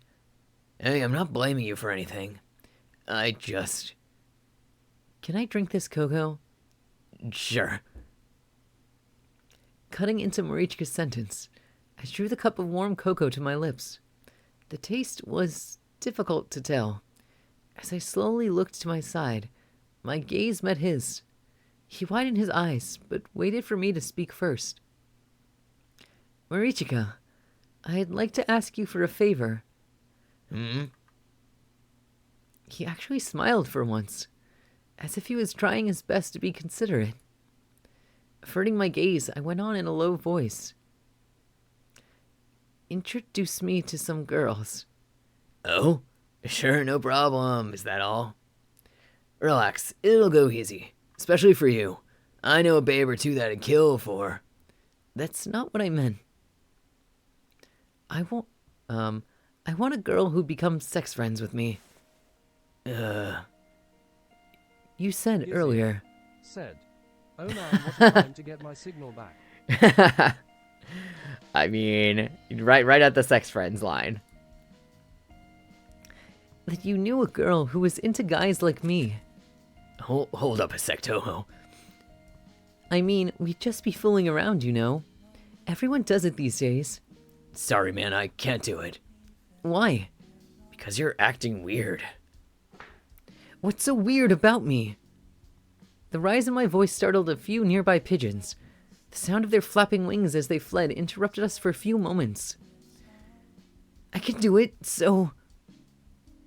I want to have sex. Oh my god. Well, next time I play this game, it has all... We're putting all the ratings on it. I want to have sex. Toho. Gizia said, Minato. Minato! I love Minato. I don't know if he's my favorite yet. I don't know. I kind of liked the mommy killer. I can do it. I won't puke. Calm down, man. I've got to prove it. I mean, I'm a guy. I can do it. I hung my head. My legs finally gave out, sending me to my knees. Marichika didn't say a thing. I could suddenly feel something cold against the back of my neck. It had begun to snow. The gently falling snowflakes draped our surroundings in a thin layer of white. You'll regret it. Marichika's voice descended upon me along with the snow. It sounded hoarse, almost like he was angry or about to cry. I don't care. I need this. The falling snow enveloped me. What was I trying to prove here? And to whom? What on earth was I fighting against? My entire body was a mess. I could barely recognize myself. It made me wish that everything had ended on that snowy day. Things would have been easier that way.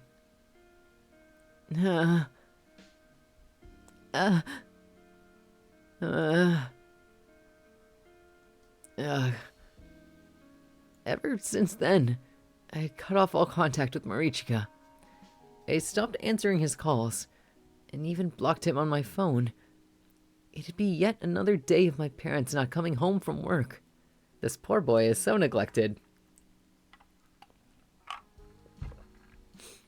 I holed myself up in my room, shut the curtains, and listened to the cassette tape. It was all I did. The water came to a boil. Whoosh. Its low rumble reminded me of the sound of an earthquake. Or that river that I so despised. Ah! Ah! Ah! I kept punching the wall. Aw, he's a wall puncher. Over and over again. My lips had long since lost all color from the amount of times I bit into them. You sure are good at noticing the things around you, aren't you? Hell, why are you so blind to it all? I'm not perceptive. It's this world that's too much of a mess. You don't have to be sensitive to want to run away from here. Oof. The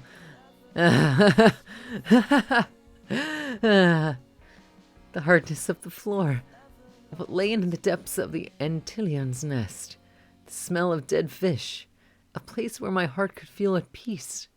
I felt sleepy. Nothing had changed. I couldn't remember my mother's scent or my dad's height anymore. Hey, I did it. I finally did it. This should be enough, right? Listen to me. Jeez. I kept repeating it.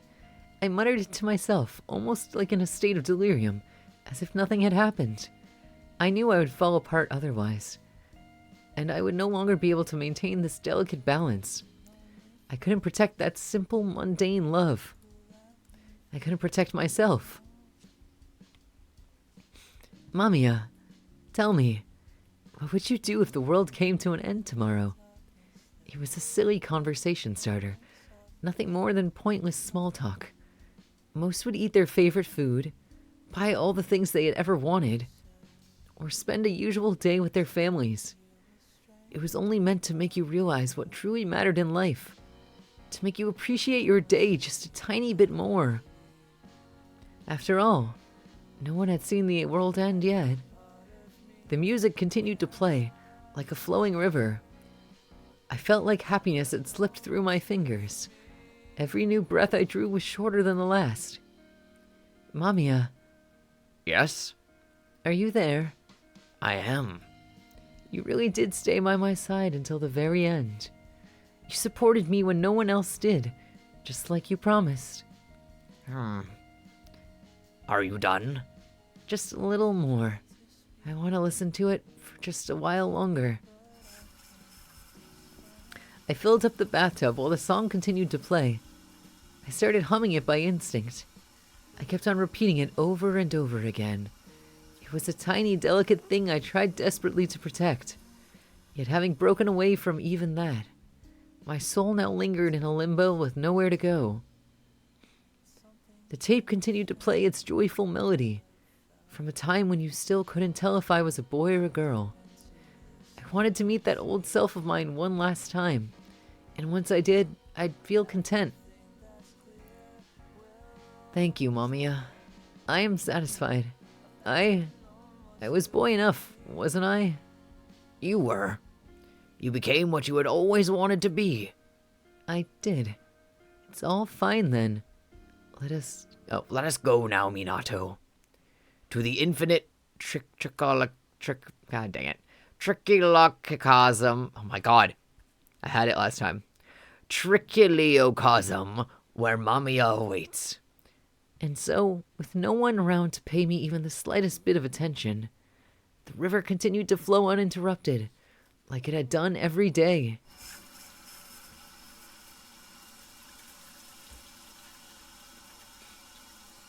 And I'm dead in this bathtub.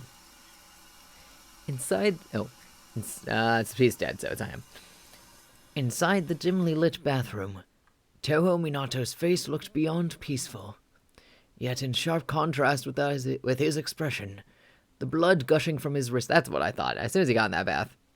The blood gushing from his wrists painted the water a menacing hue of crimson. I picked up the cassette tape by the bathtub and put on the earphones. After rewinding the tape until it clicked, I finally pressed the play button.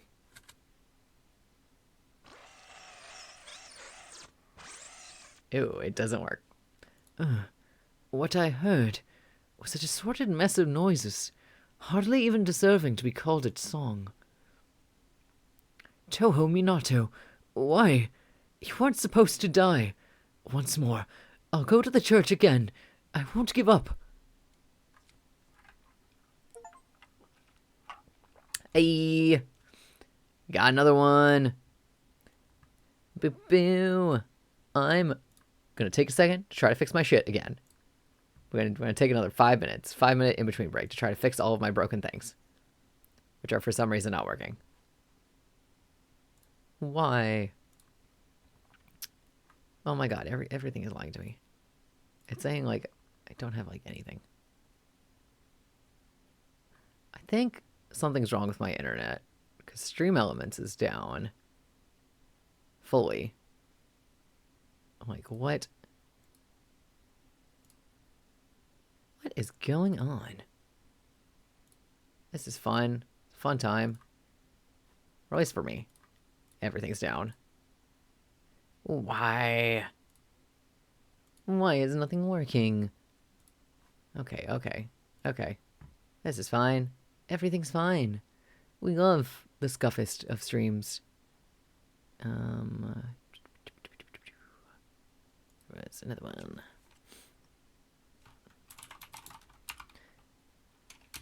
Hope everyone's having a good time getting fucked up by this game. Oh my god. Also, random pet peeve. I hate when things don't auto sign me in. It makes me scream.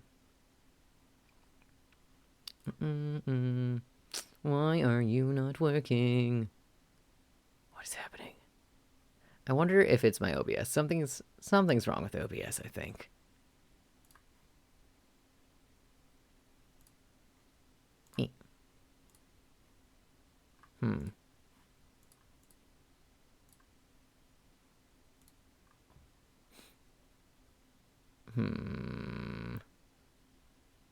Why are all my things broken all the time?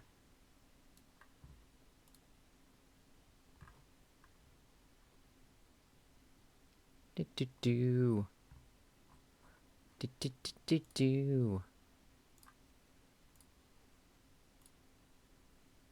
Myself. Okay. Okay. I don't know what's going on, but yeah, we give up. Since it's not working. Okay.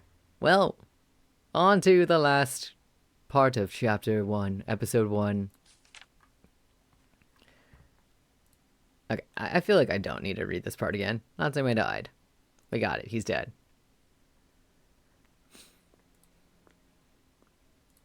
I'm here again. I don't want to see a tragedy like that ever again. I found a way to present. Blah, blah, blah. Oh yeah, look. I was wondering if that would happen, where you bump into, like, the last person you saw. Boop-a-doop. Boop-a-doop-doop. Okay, can I, like, skip this? Okay, oh god. I don't know. Boop-a-doop-boop. We're only curious about the one we haven't done. This guy. Sad eyes. Oop. What?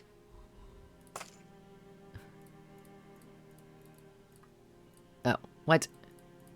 I want to talk to you. What happened? Shit. I think. God dang it. Okay, okay. Wait, we need to go back to the main menu. I fucked it up. Ah, shit. How do I go back to the main menu? No, not log. Ah! There's gotta be a way to go back to the main menu. Title. There we go. Yes. Okay. Well, obviously it's not... What did I say? So to the left? Okay. Okay. Take a seat. And the right was the other guy we just did. Let's go close to the exit. Oh, that was him. Okay, alright. I think I'm getting it. Blah, blah, blah. Think nothing of it. Blah, blah, blah. Think nothing of it. Okay, there you are. The coffin was approached by a tall boy in a school uniform. I am curious. Finding myself somewhat curious about him, I decided to follow him with my gaze. His considerable height would no doubt make him stand out in any crowd. He walked with a straightforward stance, giving me the impression of someone with a noble, righteous soul. Even the white flowers he carried seemed to match him in terms of sheer dignity and grace. His large eyes gleamed with genuine grief. Natsume. Oh. I need to give him a voice. He uttered the name in a voice so low you'd have to strain your ears to hear him. Once all the attendees had set their flowers, the funeral came to a close with... Okay. Surrounded by people leaving the hall, I guess go outside. I could not go outside before. Wanting some fresh air, I decided to step outside for a moment. The cold December air outside the church felt unusually pleasant. I walked around for a bit until my eyes met another student's. I guess like soft. Hello. You're like soft and happy. Hello. Were you also attending Natsume's funeral? Yeah, I was. I'm pretty sure he meant a lot to me. I'm pretty sure. You're pretty sure? That was an oddly vague way of putting it. Well, I was very small back then, so I don't remember the details. But Natsume probably lived in my neighborhood, and we often played together. Oh, but there's something I can remember clearly. On an especially snowy day together during the winter, we ended up building a snowman together. We looked around for sticks and leaves to give it a face too. I was in charge of making the face, and I remember making use of all the stuff we gathered together. We used red fruits for the eyes, a large leaf for the nose, and an arch stick for the mouth. Was it cute? Oh yes, very. Looking back at it, Natsume probably just wanted me to have the most fun part. Yeah, he was so nice. And now he's dead, isn't he? We can't see him again. Yeah. I'm so sorry. I got a little carried away. Oh, it's fine. I'm actually glad to have heard a new Natsume story I wasn't aware of. Really? I'm glad you liked it. Yes? It might be rude of me to say this, and I don't want you to get upset, but you kind of remind me of him a little bit. I see. Goodbye then. Take care. You too. It's 'cause I am him. Dun dun dun. I knew the truth that many people had lost. In this day and age, overflowing with things, yearning for the invisible unknown was more important than ever. I wouldn't forget it. I wouldn't lose any of you. So please, give something back to me. Let me experience an adventure even greater than the last. Turn me into something unlike anything else in this world. That sounds cryptic. Death, huh? That was the first time I'd experienced the death of someone I knew. The funeral was permeated by the scent of mourning. It had felt as if that place alone had been cut away from the city. Will I eventually die too? What did it mean to die? Where did people go when they died? Oh, I felt water touch my nose. I put my hand out and immediately noticed a few raindrops on it. The droplets began to multiply, eventually filling the ground around me. It had begun to rain. Whoa! I used my bag as a makeshift umbrella and hurried off to find shelter from the rain. A simple rainfall was enough to dispel all thoughts of the funeral from my mind. Seems very ditzy. The world would soon end. I didn't know how much truth there was to it, but people on TV and the news made it out to be a big deal. You could even hear people discussing it in class. Oh, maybe it's like 1999 and they think 2000 is gonna like kill them. Yet none of us actually felt like the world was gonna end. I was certain that the end of the world would happen in the blink of an eye. It would be simple and anticlimactic, like the burst of a soap bubble.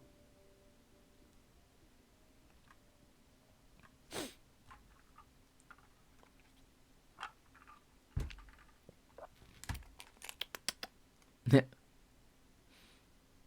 is a very quiet opening. I am so salty that none of my plugins are working. Like, Jesus. Some of them were working earlier. Not the sounds, but the chat was working earlier.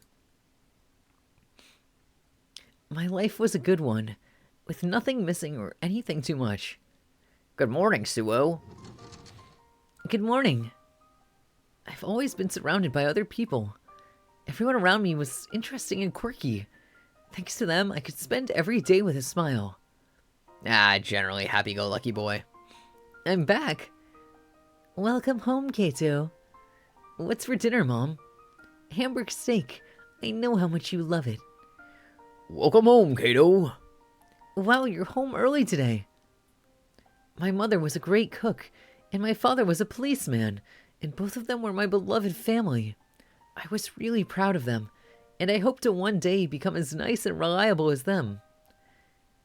Kato, we're leaving tomorrow. Are you sure you'll be all right on your own? Oh, we just changed that sweater in 10 seconds. Mom, I'll be fine. I know how much detergent to use and where you keep the emergency money. I also know the number I need to call to reach you. Come on, Kato's already 15. This'll be a good experience for him. My dad looked at me, and I responded with a nod. Everyone was nice, and each day was fun. And yet, I felt like something was missing. It's like a piece of a puzzle. So I would continue searching for it. It was as though there was an ivory haze over this saturated life. It was comfortable, but the vague outline made me feel like something wasn't right. A part of me just felt like I just wanted some excitement. Or maybe I just needed someone special, even if that seemed like a convenient excuse.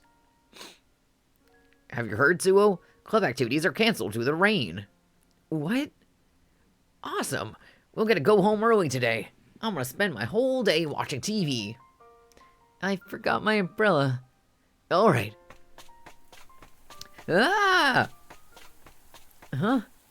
I rushed through the rain as droplets slid down my cheeks. My eyes focused on a place I usually paid no attention to. It was an empty park, and much like the playground equipment no one was using. Oh, hey, your BFF. There was a person being attacked by the rain. I hurried over and called out. Excuse me. Droplets of rain trickled down the lashes of his closed eyelids. It didn't seem like he'd wake up. I carefully touched his neck to check for a pulse. And that was when I noticed him shivering.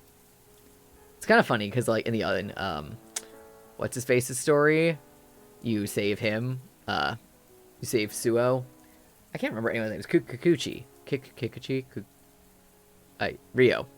In Rio's story, you save Minato from drowning, and here you are, Suo, saving Suo from drowning, and now Suo is here, saving Rio from hypothermia. His dark, almost foreign-looking skin was deathly cold to the touch. He'd freeze to death if he stayed here. Right. I took the towel I'd originally packed to use for club practice and began drying his hair. Please, hold on. Let's see. In that moment, his eyes silently opened. His amber gaze bore into me.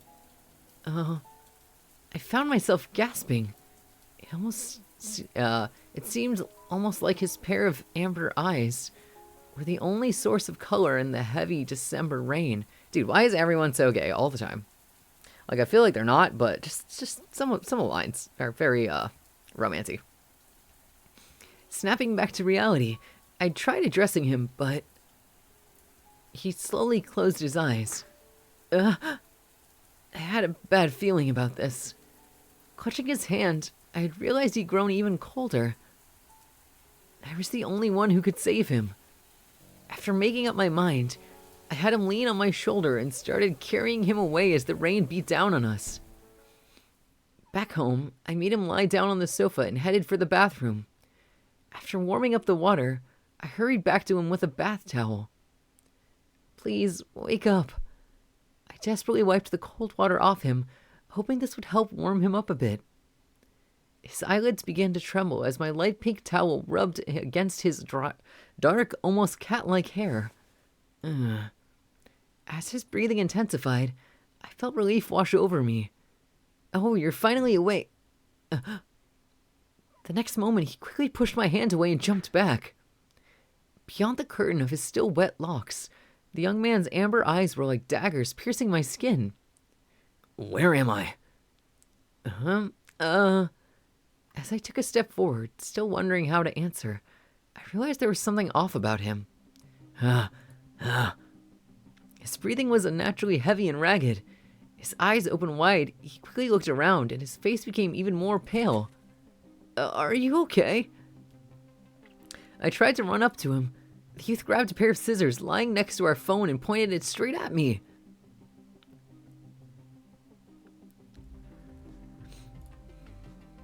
Where am I? My knees trembled like leaves in the wind. I was all of a sudden paralyzed by fear. Why did I bring this person into my house? The man, still pale as a ghost, raised his voice to a yell, almost as if to drag my inner thoughts into the open. Answer me! Where am I? Answer honestly, because he's gonna stab me. This is my house. And why am I here? Well, Answer me! clearly desperate, he took a step forward. The scissors were now closer, and I couldn't look away from their sharp edge. You were unconscious in the park. You were soaking wet, so... In the park? Yes. The young man paused to think for a moment, but kept the scissors pointed at me. What did you do to me? Huh? Answer me. Nothing. I carried you here from the park and dried you off with a towel. That's all. I see. You were trying to help me, huh? Uh-huh. As his whisper-like voice perplexed me, the man put the scissors down and went to the entrance. I warmed up a bath, so why not, As I called out to him, he collapsed on the spot. When I rushed over and held him up, I noticed something red staining my hand.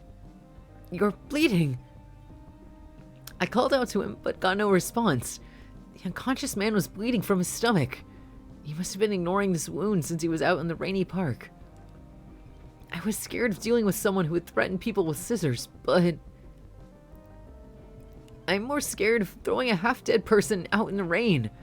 I'd probably regret it for the rest of my life. I gathered my resolve and carried him in once more. Ugh. You mustn't push yourself. Your wound looks pretty deep as it is. Pressing the towel against his stomach, the young man carefully sat up on the sofa. Is this your doing? I'm sorry for being so meddlesome. I promise it's the last time. I know it might be difficult, but please try not to move, at least until the bleeding stops. When I said that, his tanned fingers slowly touched the towel. He then spent a while just looking at it gradually changing color. Where am I? At my house. It's not what I meant. I'm asking where this place is. Huh? Actually, I don't remember anything from before I woke up. What do you mean? The young man's tone grew heavy. It was as if he himself had difficulty believing his own words. I can't remember anything. Not where I live, nor what I was even doing in the first place. Clutching his head, the man cast his gaze downward. In other words, you have amnesia? I never thought I'd say that word. The lanky man furrowed his brow and closed his eyes. To me, it looked like an obvious nod of acknowledgement. The room was completely shrouded in silence. So much so that even the ticking of the clock began to irritate my ears. Can I ask something? Do you remember your name? I still don't know what to call you. Rio. My name is Rio. Rio. The moment I heard that name, the person in front of me gained a clear outline for the first time. It was as if the name itself was making it clear. That the amber flash of his gaze, the fingertips touching my towel, they were no longer things to be afraid of. I'm Suo Kato. Is he blushing? If it's okay with you, you can stay here until your memory returns. I mean, you might have been blushing this entire time and I didn't notice. Huh? Don't you remember what I did earlier? I do, but you were too confused at that time. There's no way I can blame you for that. My parents are currently abroad, so I have many rooms you can use. Rio looked like he couldn't believe what he was hearing. That's not what I... But you need help, right? Rio's eyes widened in surprise. I'd appreciate it. His answer came in a low, barely audible voice. Sure thing. Here's where you'll sleep, and the bathroom is right here when you enter the hallway. Once Rio had finished bathing, I lent him some of my clothes. Oh my gosh, that's so cute. Like, it's so big on him. They seemed a touch baggy on him, but at the same time, the look felt to fit him just right. My room's on the second floor. Don't hesitate to call me if you need something. Sure. Good night. Good night. My brain continued working at full throttle even after I climbed into bed. Who was Rio really? Why was he lying there in the rain? Was he involved in some incident? I'm kind of wondering now if, like, characters in previous endings, like, die and then show up in other endings, you know what I mean? Like, I'm just basing this all off of the fact that Suo was, like, basically dead in the water. So I wonder if that's, like, after this ending, like, his ending, and Rio was, like, dead in the rain. I mean, in his, he murdered his mom. I don't know. Gotten some theories. For all I knew, he could have been someone very dangerous. What would my parents say about this if they were here? No. I gotta sleep. Mamiya will get angry at me otherwise, too. Within my sheets, I shook my head to the sides. Losing his memories must have made him really anxious. I'm shocked that he also knows about Mamiya, because last person also knew about Mamiya, and the other two were just like, what in the fuck? That said, amnesia, huh? It was so unrealistic, like something out of a drama. With a slight smile on my face, I fell asleep. I like his room, it's cute. Very spacey. Look at the time. Mom, why didn't you wake... Morning. Oh, good morning. So, what are you going to do now, Rio? I thawed the frozen rice and ate it with a bit of Pollock roe. The tan man looked at me while snacking on some pickled veggies. I need to go to school now. Do you think you'll be okay on your own? Rio, who had been calmly chewing his food until now, suddenly froze up and widened his eyes. You were just gonna leave me here alone? In your house? Huh? You prefer to come with me to school? I'm not so sure that's a good idea. I just don't get why you'd feel safe leaving a stranger in your house while you're away. I could rob you and stuff. You're not the kind of person to do that, though. Right? No idea. You won't do anything of the sort. You won't, right? As I tilted my head with a smile, Rio simply averted his eyes. I'm not planning to, at least. There you have it. That doesn't change the fact that you gotta have a better sense of danger. I sent him off while telling him to come back in time for dinner. He went to look for a job, while I went to school like I always did. Is there multiple schools? Because I swear to God, like, all of them go to the same fucking school, and I'm like, how do you not know him? I mean, I guess if he's, like, a different year, you wouldn't know him, but... I don't know. I feel like they must know each other. I might have picked up an amnesiac, but life went on like usual. I had to behave like normal. Good morning, Kato. Oh, who's saying this? Good morning, Kato. I heard a voice from beside me and turned towards it with a smile. Morning. Whoa, you were a bit slow to leave today. Walk a bit faster. Let's go. Wow, you're right. Let's go, Mamiya. Oh, it's Mamiya. I made a warm smile. His name was Mamiya. He was a close friend of mine, who also happened to be invisible. It took a while to introduce him, but he was also an important part of my daily life. Did you think that invisible people didn't exist? A few years ago, even I wasn't sure what this was about. A few years ago, Jesus Christ. But as time passed, I started to put the pieces together. Mamiya wasn't a ghost or anything like that. I couldn't see him, but he was definitely there. And he was someone who could understood me. What do you think about the amnesiac? I mean, Rio. That guy who pointed scissors at you? I wouldn't keep him where I live. I see. I guess Mr. Samajima's gonna scold me. Though this does smell like something interesting. You think so too? I'm actually kind of excited. I'm sure this will just be the first of many fun days. Alright, that's it for today's lesson. Thank you very much.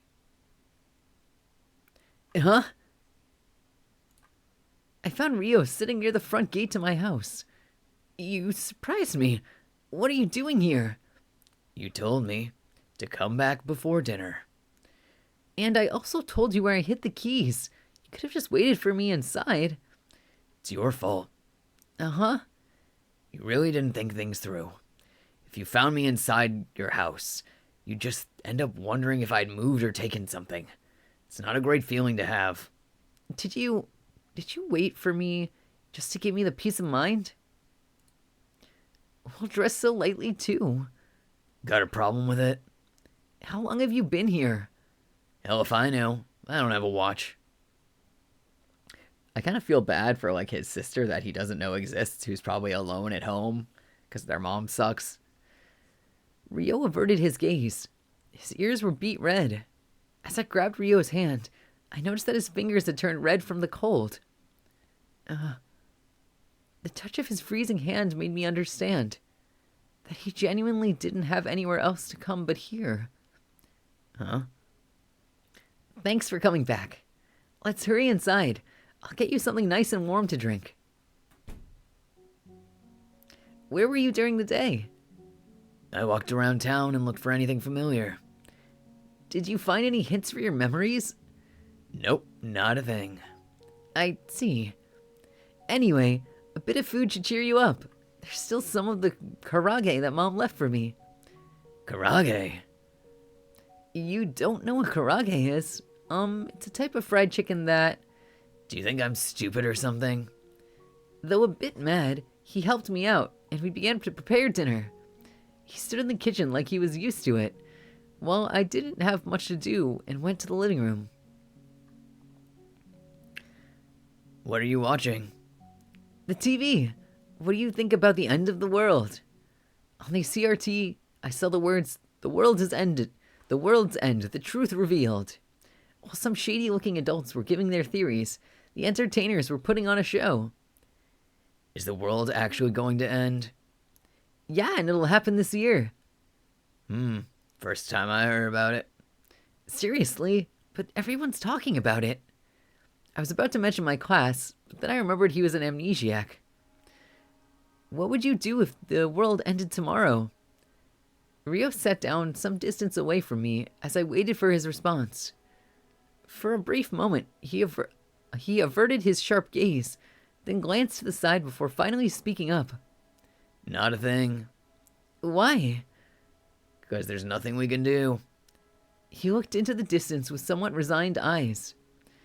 I guess I just spend the day like I always do, then go to sleep. I see. His answer was one I didn't expect. Most people would say that they'd spend their final day doing something different. Under normal circumstances, you'd have to stay in line and obey the rules of society. This feels like this show that I watched on Netflix a bit ago. It's called Carol and the End of the World. It's like a little cute animated show. I mean, it's not that cute. I mean, it's a good animated show that's kind of fucked up a little bit. It's like where the world's ending and nobody works at their jobs anymore and everyone just kind of takes vacations all the time. And this girl, Carol, she finds like, I don't know, she needs a purpose in life, even though there's only like 6 months left for the world. So she gets herself some weird office job. It's a fun time though, or good time. It's sad and deep, but you know, it's a time. Under normal circumstances, you'd have to stay in line and obey the rules of society. So most would say that since that would be gone, they'd do whatever they wanted. That's right, I'd say the disappearance of the sun sounds like the most valid theory. And what would happen then? Would mankind go extinct? Not necessarily. A few hundred individuals should, in theory, possess the antibodies necessary to survive such harsh conditions. Antibodies? As humans, we're all different. Naturally, some of us adapt better to certain environments than others. Only a few hundred survivors. Wow. A video started playing.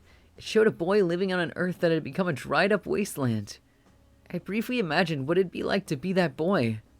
For some reason, I had this feeling that even if my parents, classmates, and all the adults I knew died, I'd still be able to survive.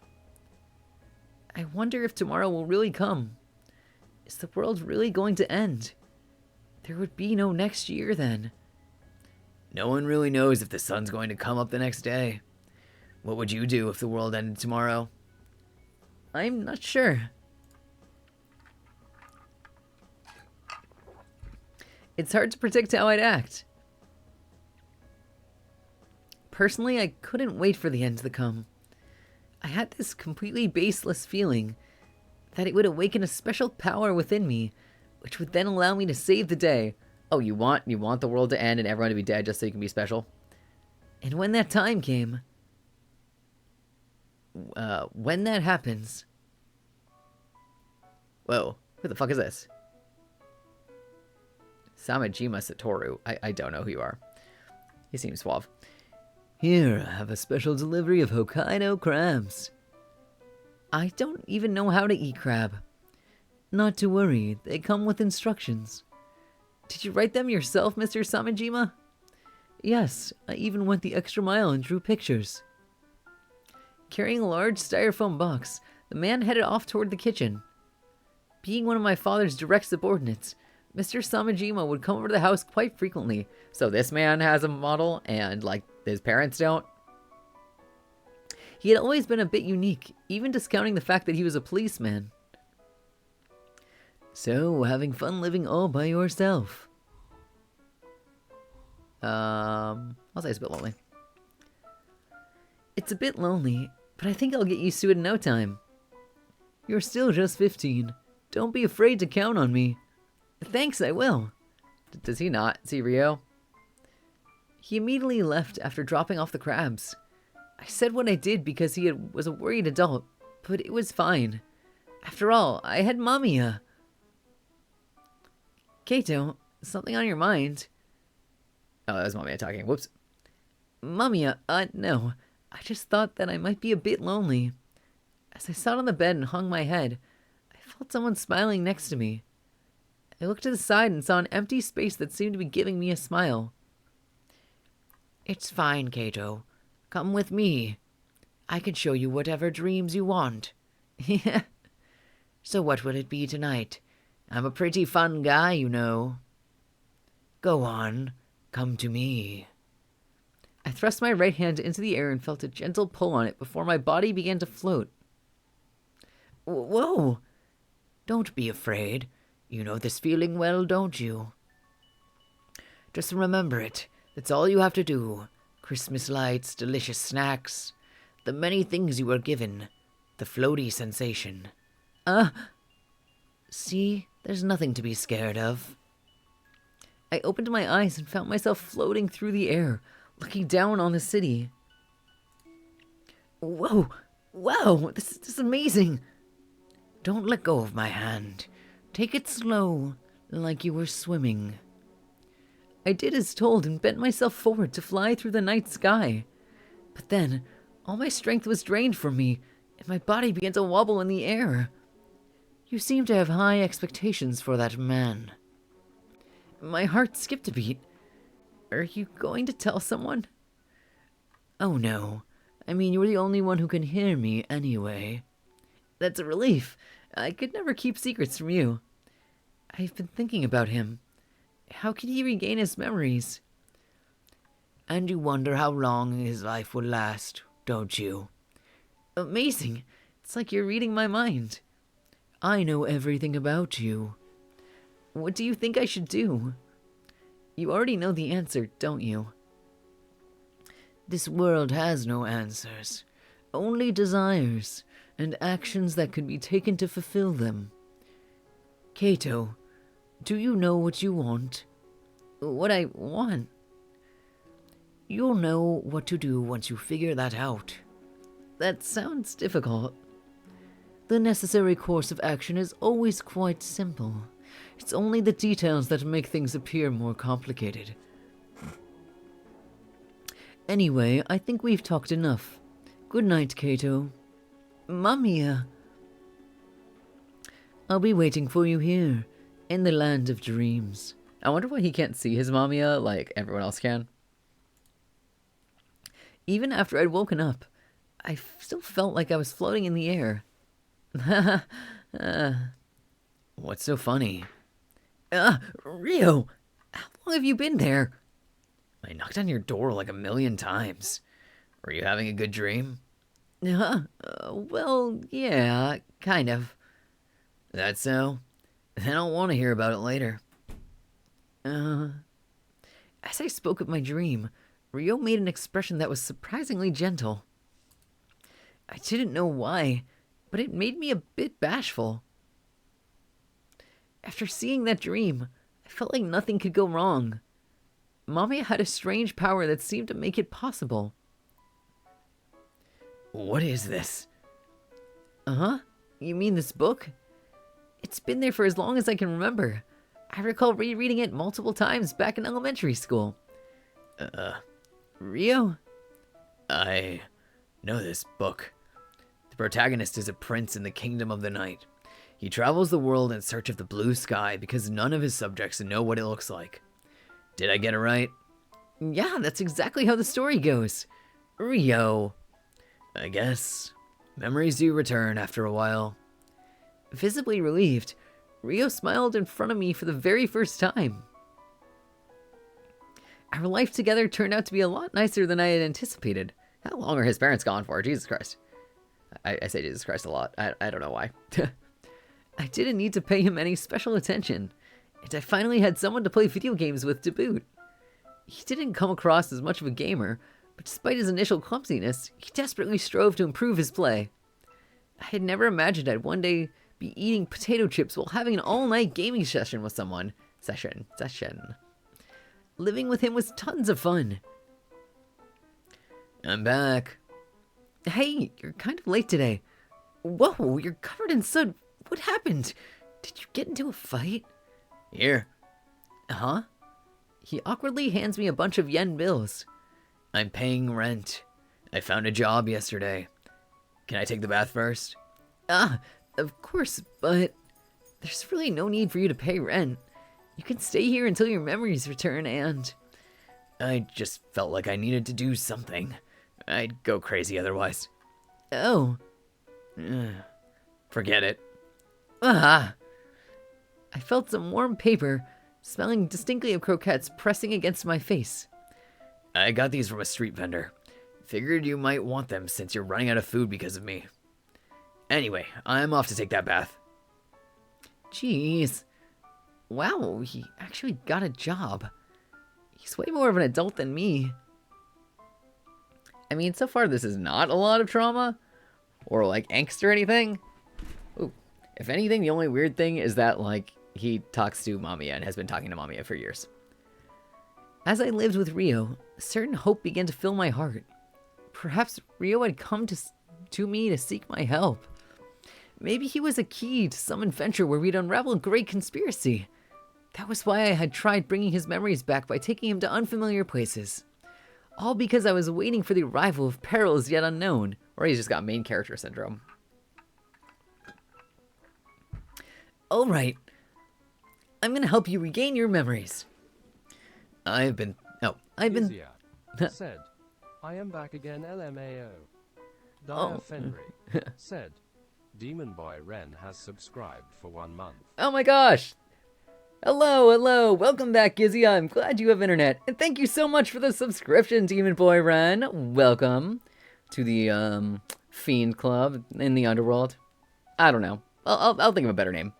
Y'all are fiends, because it's like Ren friends before fiends. Said, love the voices you read so good. Oh, thank you. I'm a newbie voice actor. Demon Boy Ren said, name's a hard lol. So we're in the Underworld, so I went with fiends, because fiends is like friends without the R, and y'all are my fiends. And yeah, I've done some minor voice acting stuff, like indie stuff, nothing professional, or I had one paid thing ever, but you know, it's kind of a hard industry to break into, but I really want to get back into it, which is one of the reasons I started VTubing, because I'm like, hee, free voice acting practice, because I can voice all these games that don't have voices. Poor voiceless games. But thank you so much for your subscription. I appreciate it. I don't know. I just want to put all more things into upgrading my stream. Like, I really want a new overlay, like a custom one. Since I got this one, like, this is just a standard one that I got from somebody on Etsy. And I don't know. I don't know. It's a little distracting. So I want one that like has more of the game window and less purple. But yeah, here we go. Bring on the trauma, game. Mamiya, we already saw murder and fucked up shit and somebody killed themselves. What else you got? I'm also a horror enthusiast, if you can't tell, and I'm working really hard getting a cool Discord server up so that we can all watch do a horror movie weekends or something, or stream movies or like group games or something. I just have no idea what I'm doing, but we getting there, and I'll be so excited to show you, share them with you for you guys in the community. Okay, enough rambling. Back to the game. Who's talking right now? I've been thinking about how best to solve your problem. Gizia said, I hope you can follow your dream. You have a great voice for voice acting. Oh, thank you. Yeah, I think I just need to take some classes or something because they help you break into the industry better. So, I've been doing the free online applying to shit lately, but that doesn't always pan out great. But I really want to do audiobook narrating too, since I am not very secretly a huge reader. But I have a special stream next week where I'll be doing some audiobook stuff. So make sure to tune into that, and hopefully I do a good job. But yeah, okay, man, game. I'm not sure how much help I'll be, but I want to aid you any way I can. I must have reached him because he took a moment to think before saying, The town. I was more concerned with the buildings lining my town, and people living inside them. At least that's how I feel. The town itself? But didn't you say you went through every street with a fine-tooth comb? I did, but I was talking about the town in particular. Meaning I probably didn't live in this area, but I still felt a certain connection to it. So with that, it's settled. I'd like to check out the neighboring city. Rio made a brief pause. The fact that he couldn't remember a single thing made my heart ache. Got it. I couldn't help but extend my hand to him. Let's go visit the neighboring town. Ooh, we got a new outfit. Where'd you get that jacket that fits? What is this? Huh? It's a lead. I'm asking why you even have something like that. It's for dogs. What, he's got him on a dog leash? Sir, don't bring your kinks in public. It'd be bad if I lost you somewhere, right? It used to belong to the dog we used to keep. Good thing I didn't throw it away. Anyway, please hold on to the under end. So you think I'm less than a dog? Rio, we need to keep going. Yeah. Whoa, don't pull so hard. But man, is it cold today. The wind is so strong. Oh, give me a moment. Would you like me to carry that bag for you? You would? Oh, thank you very much. Yeah, how far should I take it? There's a store just beyond that corner. Or is that too far? Not at all. Sorry I kept you waiting. This boy has main character syndrome very hard. Okay, take a look at this. I got us some peaches. Good for you. Oh, definitely. I love peaches. Anyway, let's be on our way. After walking for a while, I heard a cat and turned around. Oh, look, there's a cat in the tree. I guess it can't get down. It's pretty high. Not even I can reach it. Rio looked at the peaches I was holding. Suo, let go of the lead. Whoa. He kicked off the base of the tree, grabbed a large branch and spun around it. Using the lead as a lifeline, he quickly made it to where the cat was. Wow! You're fine now. After taking the cat in his hands, he used the lead he'd hung up to make a safe landing. Here, I got it. He smiled and gave me the black cat. The small creature in my hands was very warm. Even I can help people. Or cats, at least. Was he somehow competing against the help I got the peaches for? He bashfully scratched his cheek before putting the lead back in his pocket and walking off.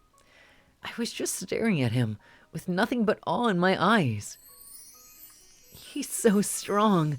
He might actually be a character in a story. There might be some sort of drama behind this amnesia. I'm out of water. It's okay. We persevere, or we'll maybe take a break in 2 seconds to refill water. The excitement within my chest grew higher as I chased after him. I bought 2 train tickets, and they were more expensive than any of the ones I'd bought before. I could barely contain my excitement. It felt like we were embarking on a grand old journey. You're not going to sit? Oh no, that was Rio asked. Oh my god. My brain gets in the vibe. You're not going to sit? No, I can't seem to calm down. Rio glanced up at me as I was holding onto the handrail, then directed his gaze outside the window. We were passing one station after another. He watched the passing scenery rush by, but it didn't get much of a reaction out of him. Rio hadn't said anything.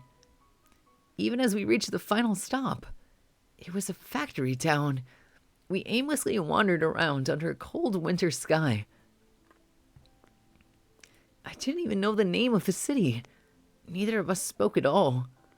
Partly due to the chilly weather, it made our lips dry and cracked. Every time I walk through a town, it makes me realize how empty it really is. I suppose it's a sign of the times. Our world might really be ending. I don't genuinely believe that, but I can't help thinking about it. In the end, I might actually be wishing for it. Okay, I need to grab some water. I'll be back in like 0.5 seconds. So, here, have a be back screen.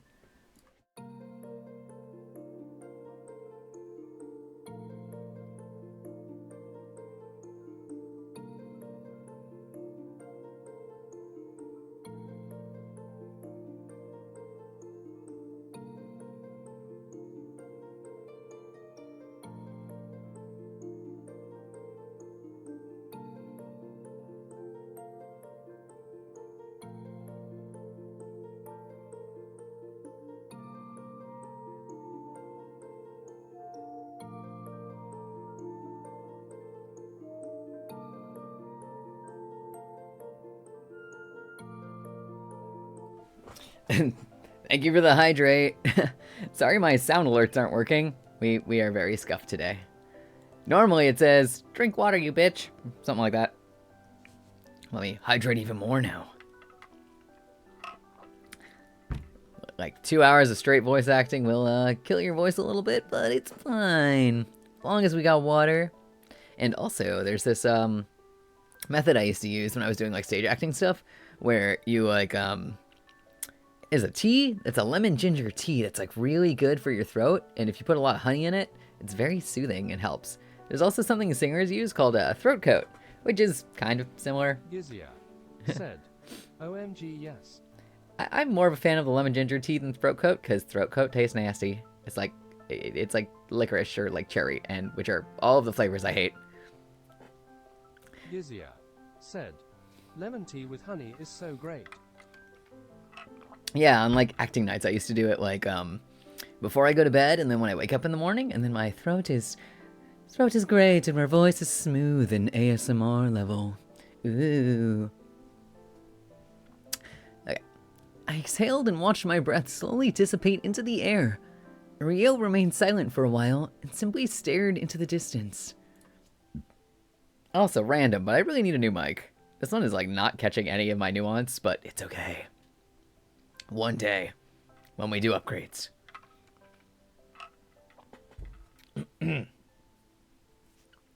As I was about to turn around and say we should leave, when I noticed him parting his lips.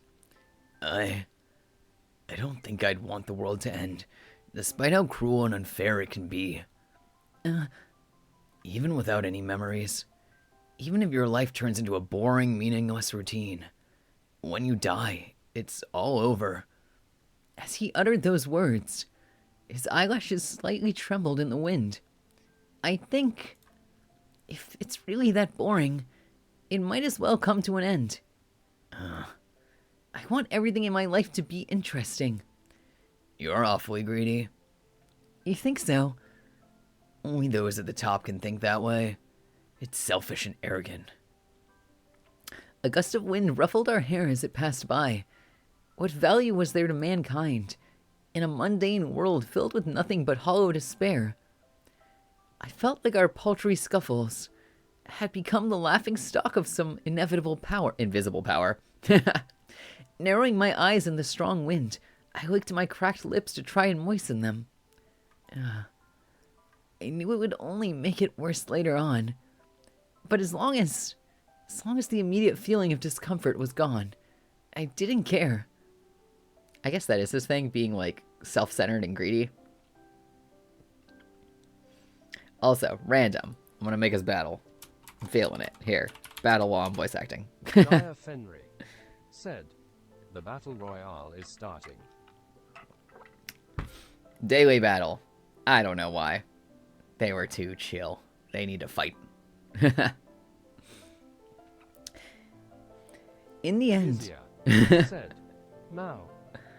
Listen, they just hanging out. They're not allowed to just hang out.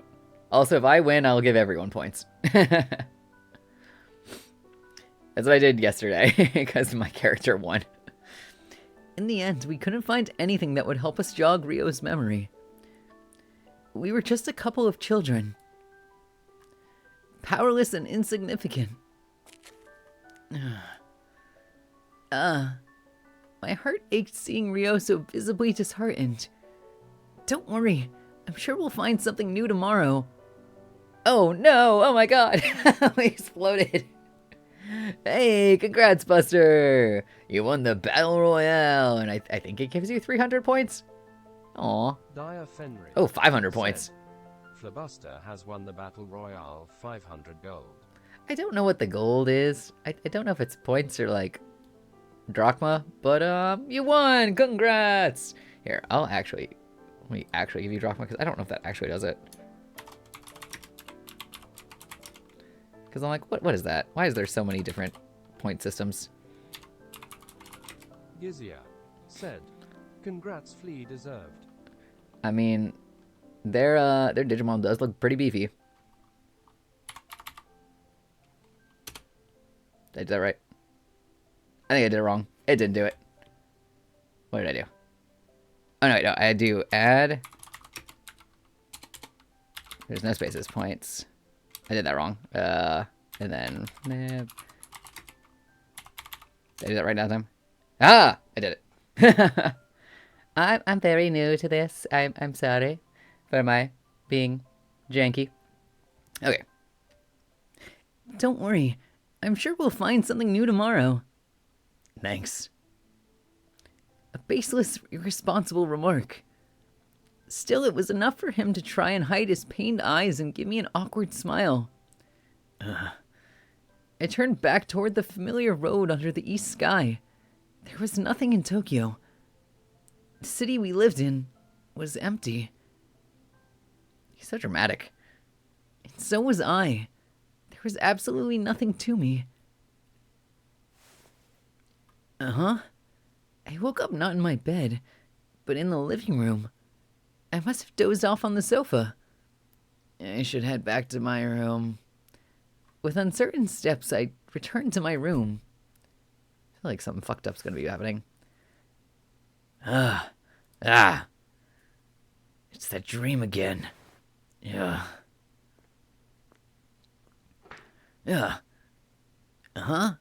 You're not sleeping. Oh, you surprised me. I didn't expect to see you so late. Unable to fall asleep in my room, I went down to the living room. And there I found Rio. Here, He handed me a mug. I wanted a drink myself, so I figured I'd also get something for you. The gentle warmth made his outline blur with the darkness. Careful there, it's hot. God, he's such a male wife. I love it. Tastes pretty good. A faintly sweet aroma spread across my mouth. Hey, maybe he's drinking lemon ginger tea. It's kind of rare for you not to be able to sleep. I do remember dreaming, though. Dreaming? Yeah, I think it was the first dream I had since coming here. What was it about? I don't remember too well. Well, that's how dreams are. Even if you think they're good. When you have to talk about them, you forget everything. I used to have like a dream journal where I'd write the super weird ones in. And, y'all, I feel like if you write them down, you remember them better. But, like, I don't know, my dreams are weird. They're not, like, fucked up weird. They're just, like, one time I was walking in, this is made up, but, like, this is an example of how weird they are. I'll be like, I was walking in a park and suddenly I saw Hannah Montana and we were best friends and then we jumped into a boat and flew into the sky or something. Like, they're all super freaking weird. Like, I don't know. Gizia said, "Oh, But there is one thing to my dreams. Every time, if I'm a specific character or a specific person, say if I have a dream where I'm Devilman, I can't use any of the powers. And then it's like anxiety about using the powers. Like, I had a dream where I was this guitar player character, and I didn't know how to play guitar, and I was supposed to play a show and didn't know how to play guitar. So then they had to teach me how to play guitar for a show. Or like, I can just never use character powers. new." It's kind of funny though. I'm just like, why? It's like, oh no, I'm too aware that I can't do this in real life. I feel like even if I could do it in real life, in my dream, I'd be like, nope, can't do it. No skills. That's why. Oh my god, look at it. He has a dream diary. I said, wow. Obviously, he took inspiration from me. That's why I have a dream diary. A dream diary? Yeah, it's a diary in which you write the Fire content. Said, Cassie Laurelius has raided your channel. Oh my god. Said, Thank you so much for the "He is raid, just like Cassio. you, FRFR." Dove raid. Mono G. Oh, I accidentally clicked something. said, Ah.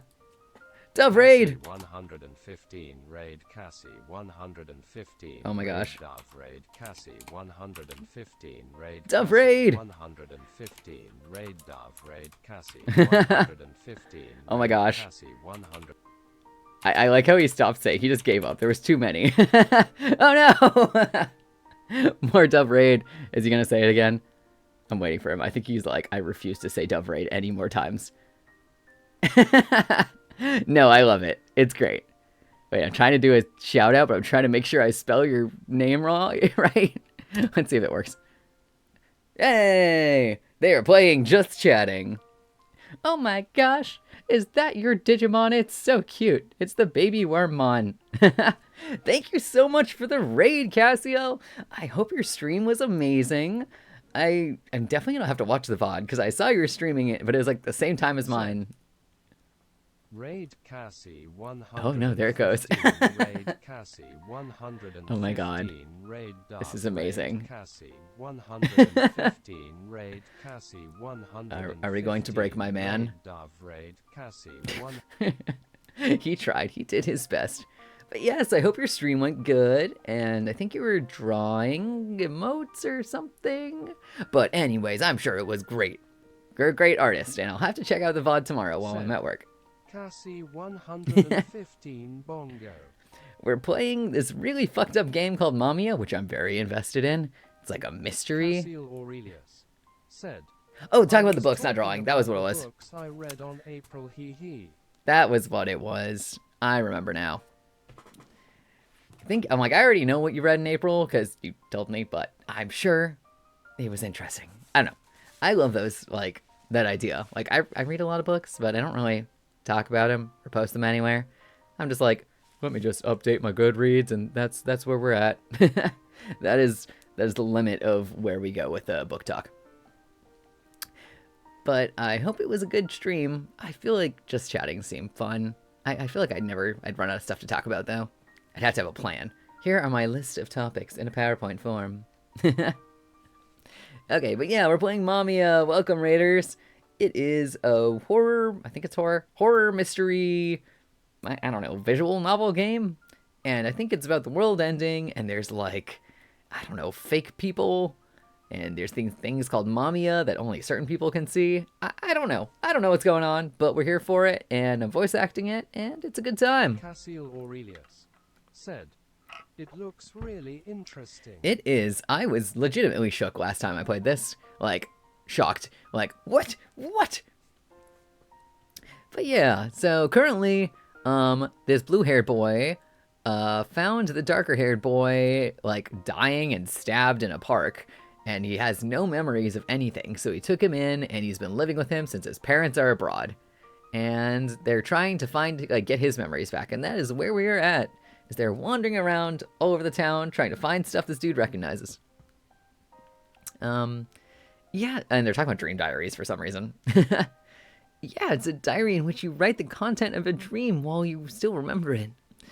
Though I'm just using a regular college notebook. I jokingly asked if he wanted to see it, but his response was unexpectedly serious. Tell me about your dreams. Well, I'll tell you the one from 3 days ago. Said, OMG, I remember now, I saw in your VOD you looked for Mamiya manga anime novel, but there isn't any at S and indie VN by a single developer. Really? I feel like it should be based, like, it seems like the plot is so convoluted, but, like, well put together that it would be, like, based on a light novel or something. Because usually those are like that. But I'm super impressed. I'll definitely have to check out this developer and, like, see what else they've done, if they've done anything else. Because I'm very into this. Well, I'll tell you the one from 3 days ago. I invited him to my room and sat down on my bed. I opened the notebook and went back a bit from the newest page. It's gonna be a fucked up dream? I bet they're fucked up dreams. This is a dream where I fought a kaiju. A kaiju? Yes, the kind that salivates all the time and smells like decay. I had no idea how I could beat something like that. While I was thinking, it was covering the city in sludge, and people were overcome by fear. And how did it end? I destroyed the tallest building in Roppongi from the bottom up and crushed the kaiju. But when I was celebrating the victory, the coil sludged around me, and that was when the dream ended. I closed the notebook in an exaggerated manner. Rio looked like he wanted to say something. You have some fun dreams, huh? Yes, I love dreaming. It's so much fun. You never know what's going to happen, but that just makes it exciting. Said, yeah, I am such a fan of them. They made another VN before Mamiya named Lima's Blue S2AM if you ever want to check it out. I probably will check it out, but that name is crazy. Lemur's Blue 2 a.m.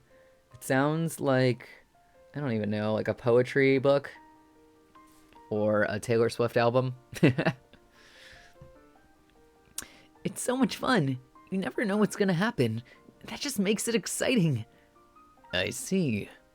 Your dreams sound nice. Rio. Could you tell me more of them tomorrow? Tomorrow? That word made me look up. Yeah, of course. Think you can sleep? Huh? I've been watching you during the day. You seem awfully drowsy. I figured you were sleep deprived. Oh, Hopefully I'm just overthinking it, though. I'll wash the cups. thank you very much. Night. Good night. He seems really disturbed by that. Huh. Turns out Rio is way more of an adult than I am. I see. Suo, Uh-huh. shouldn't you be getting out of bed? Uh-huh. I'm late. I tried waking you up multiple times. No way. Oh, jeez. I have no time to even grab a bite to eat. I gotta get changed into my uniform and leave right now. The days went by without any problem. Good morning, Suo. Did you oversleep again? Yeah, an unchanging world, saturated with joy and fun. I'm home. Welcome back. Warm, gentle days, devoid of challenges and conflict. Wow. Good night. Night. I thought something would change with him here, but that day never actually came. No good. I can't remember anything. I see. Please don't blame yourself. I'm kind of getting the vibe that Suo is going to kill Rio because he's, like, boring. Please don't blame yourself. Oh, why don't we continue that game from where we left off? Sure. Okay. And so another uneventful day would go by, without Rio's memory showing any sign of returning. Oh, welcome back, Kato. Mr. Samajima, what's that? I saw it at the pharmacy and decided to buy it. You can have the rest. He gives me snake vibes, like Snick a Snake. Huh? But I'm not a child. Use it to play with your friends. Either way, I should be going now. Didn't you have business with me? No, I did not. He's a weirdo. After saying that, he climbed into his car, not the usual Mini, and drove off. Man, soap bubbles really didn't suit him. Soap bubbles? Mamiya, Can you blow them for me? by myself. Come on, do it with me. You're such a bully. How do you expect an invisible guy to do this? I want to see them. Can I? He could have said it when Mr. Samajima is here. It was embarrassing to play with bubbles by myself at this age. Fine, just a bit. This is so weird. Like, his story is so weird. It's a pretty picture, though. I feel like they have different illustrators for, like, all of their cutscenes. I blew into the hole in the straw. Said, this CG is so pretty. See? See? That's what I said. It's, like, significantly prettier than most of the rest of them. Countless transparent bubbles gently floated into the evening sky. Starting to enjoy it, I went on to make many more of them. It's like I'm in a dream. Within the bubbles, I saw rainbow-colored scenery. We were right next to my house. I was... Said, also the developer made all of the art as well, so it's the same artist. What? Okay, you know what? Same. I feel them. Super varying art style all the time. I looked into them, and they seemed to almost draw me in. And I felt like I saw Mamiya within. Mamiya. When I called out to him, a gust of wind swept over me. Oh, and the bubbles were sent far into the distance. This reminds me of a song. From nowhere in particular, I heard him humming a nursery rhyme that everyone knew. The lyrics rolled through my head. He was soon done, and the fact that I couldn't see his face as he finished filled me with an unprecedented sadness. I won't break you, I swear. I didn't know why I said that. However, I had to protect Mamiya at all costs. I was the only one who could. I won't disappear. As long as you feel that way. As long as there's even a single soul in this entire world that continues to think of me, I will not disappear. Seems very relevant. Or, like, important. I wanted to. Oh, okay, I can only hug him, I guess. If only I could hug you. That's the first time anyone has said that to me. Come closer.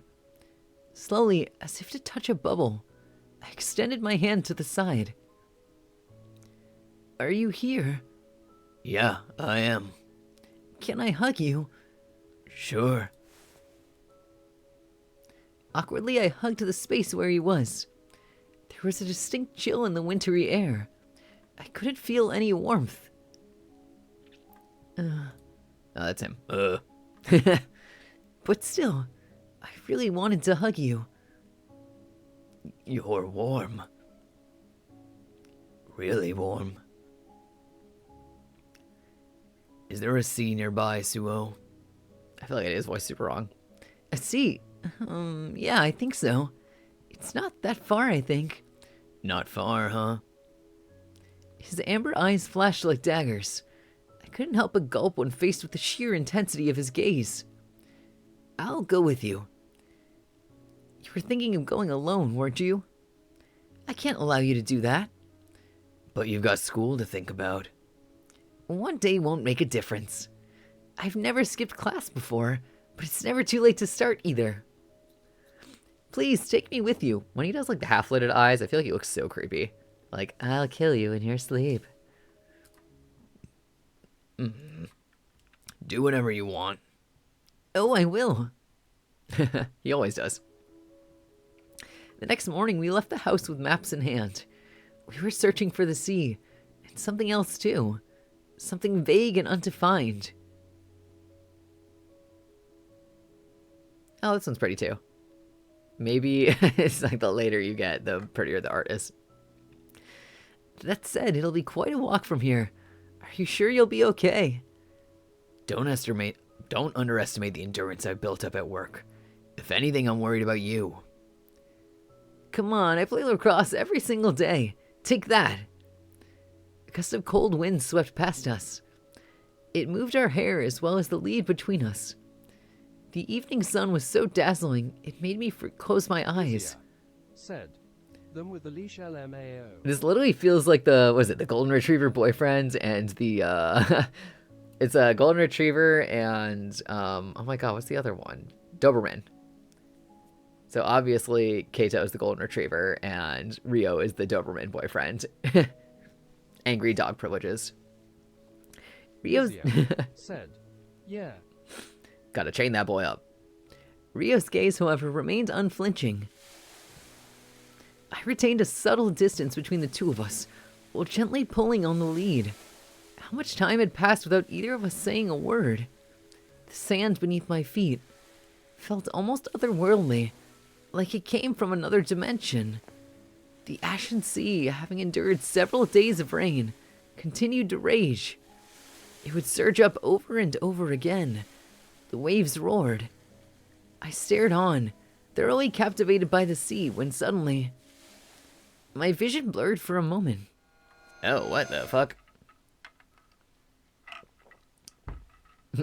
Cassiel, I can't get over how tiny your Digimon is. It's so cute. I just look over, and all of them are massive, and then there's just a tiny little baby Wormmon. I felt a splitting headache come on. Unable to even stand properly, I fell to my knees. My vision was hazy. I closed my eyes tight and tried to bear it. What? Gizia. Said. True OMG it is tiny. It's so tiny. I don't remember which. It's the baby form of Wormmon. Wait, I can check what it is. What are you? Minomon. It's got Mini in the name. Oh, I can finally see what Buster's one is called. Vikemon. That's fancy. Next thing I knew, I was in a different place. Where was I? Rio was nowhere to be seen, gone along with his lead. Rio. As I called out, something grabbed my chin. Ugh. Nice to meet you, Suo Kato. An unfamiliar voice said my name. He had rough hands and was surrounded by the thick smell of tobacco. I've been wanting to meet you for the longest time. I've even dreamt about it. Yeah. Ugh.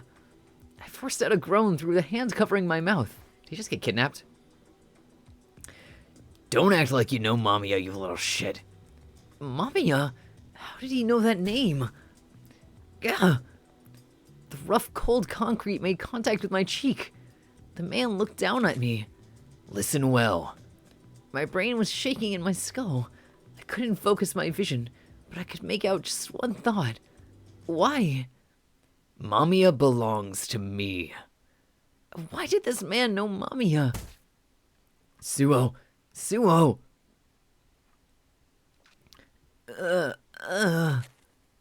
You okay?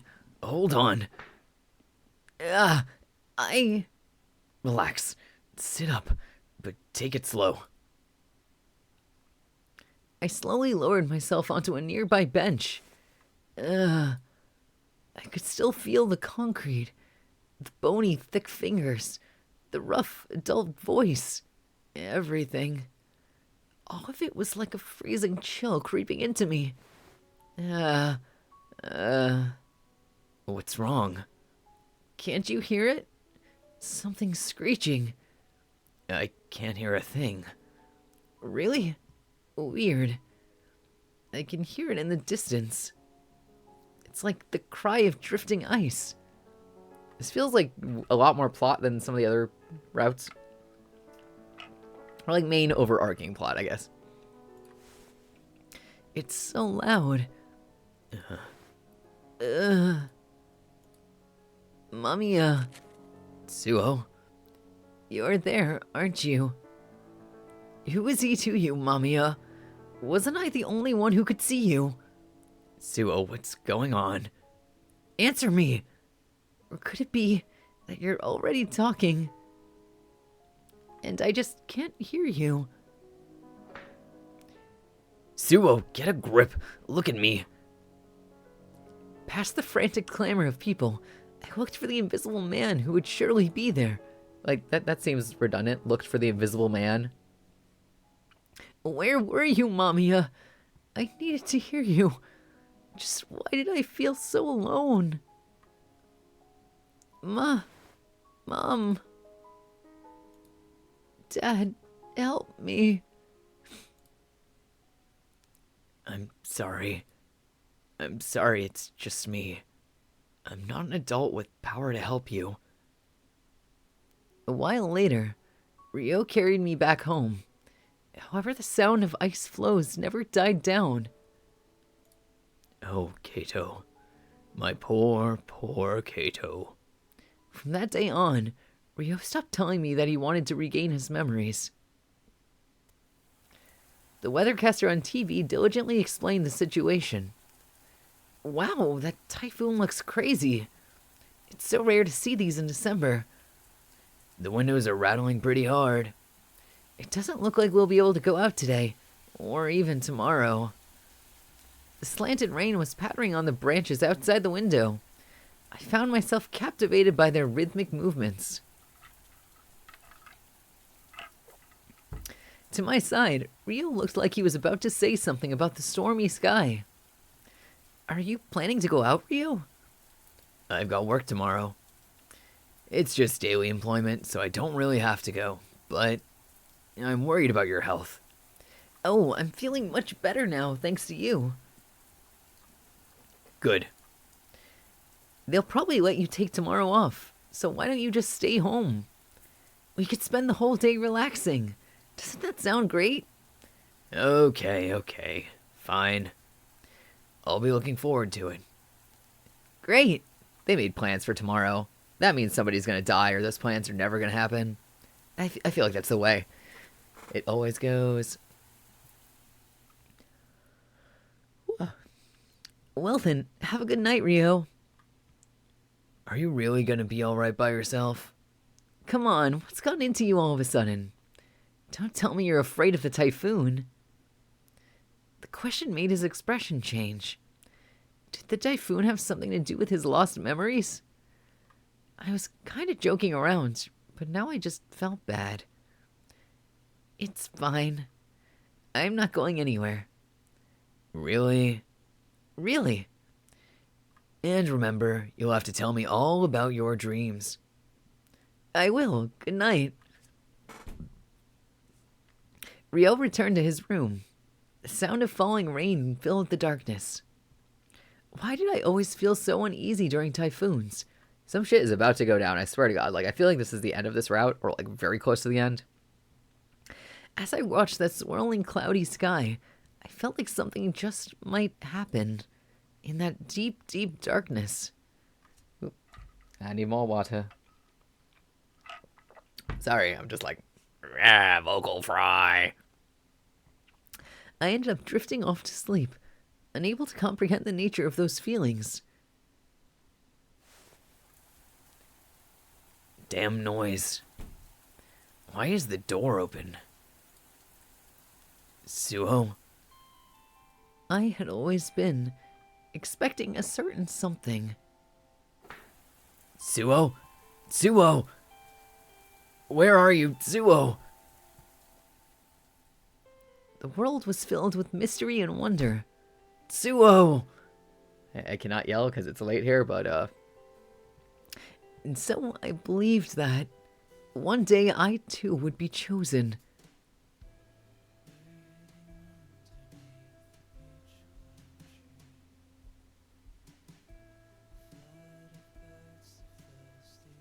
just standing in a typhoon casually.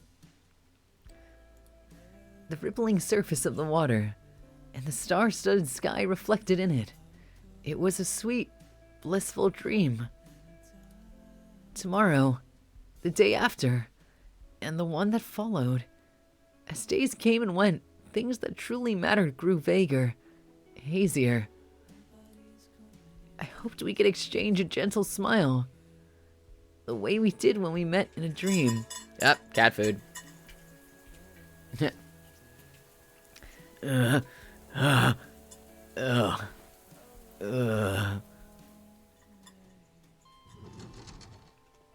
Good morning, Suho. Morning. The typhoon sure was something else, huh? The forecast said today would be the same, but look, not a cloud in the sky. Here I thought I'd get another day off. I'm glad to see everyone again. It was really noisy though. My window kept rattling so bad I almost thought it would come off. Me too. I couldn't sleep at all. Ah. Really? I didn't even notice it. You're just too heavy a sleeper. Or he fucking sleepwalks or something takes over his body? I don't know. After that, strangely enough, each day became a little easier. Suho, morning! Ah, morning. Oh, he's wearing his pajamas. Maybe he's living in a dream world and he's insane. The early light glimmered as it shone through the classroom. Suho, tackle him! On it. I had a whole lot of people counting on me now. Rio, I'm home. Gizia. Dead. Maybe. Maybe. Welcome back. Rio welcomed me home with a smile. I dragged my feet a little, but kept walking in high spirits. I gotta jot down my dream while I still remember it. Ah, Rio. Perfect timing. I actually wanted to call you over. You said you enjoyed reading them, so... Suho, you need to stop doing that. Huh? Stop writing down your dreams. What? Why? You always look so happy when I tell you about them. You're losing your ability to tell dreams and reality apart, aren't you? Huh? What are you talking about? You believe your dreams have actually happened in real life. So I want you to stop. Look who's talking. You've got no memories and no way of telling what's right and what's not. Suho, you should go to a hospital. Why me? You're the one with amnesia. You don't remember walking all over town last night, do you? What? What are you talking about? Are you sure you didn't just dream all that up? Then, how do you explain these wounds on your legs? And the things you keep mumbling to yourself? I'm not sure who you think you're talking to, but there's no one there. You're wrong. Mommy is just invisible, which is why others can't see him. I won't break you, I swear. Suo, I enjoyed hearing about your dreams. To me, dreams only meant one thing: fear.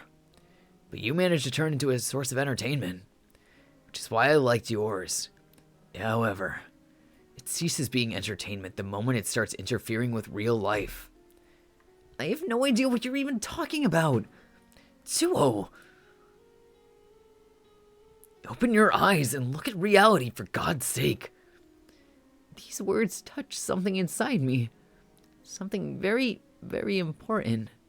Slumbering deep within me. I'll step out for a bit. Mamiya, you're there, aren't you? Mamiya, am I weird? Am I wrong to rely on you? I mean, you're my friend. That's right. I'm your friend, Kato. And to me, you're irreplaceable. You feel the same way about me, don't you? Yeah, but you have no body. That's true. You're invisible. You're the only one who can sense me. Rio said that it's weird to have a friend like that. Well, it's true I'm different from most people in the sense that I have no body. But it's all a matter of perspective, really. It is? I may not have a body, but my words reach you just fine, do they not? Surely our relationship isn't so fragile that the mere idea of it being weird would affect it. You're right, it's not. You mean a lot to me, Mamiya. I can sense you in my heart. That makes you real. Then simply ignore what others say about us. The only thing that matters is what you believe in. You're right. You know, it's kind of weird. I'm starting to feel like nothing that's happened really matters anymore. Despite how much it hurts me. I don't think I want to see Rio for a while. Oh, this guy. Mr. Samajima, what are you doing here? Kato, would you mind coming along for a drive? But I have school. Just call in sick. Come, hop in. I already forgot what voice I gave him. I just remember, like, Slimy. Mr. Samajima. Just kidnap him. Jeez, you're being awfully forceful. Cut me some slack. Oh, cut me some slack. I've really been looking forward to this. Here, I'll even put on your favorite tunes. Mr. Samajima reached out and flipped a switch on the dashboard. A second later, an upbeat song starts playing from the car. Oh, wow. I'm surprised you're also into this kind of music. The truth is, I'm not. I actually just rented it from Tsutaya for the first time. See? I even got a card.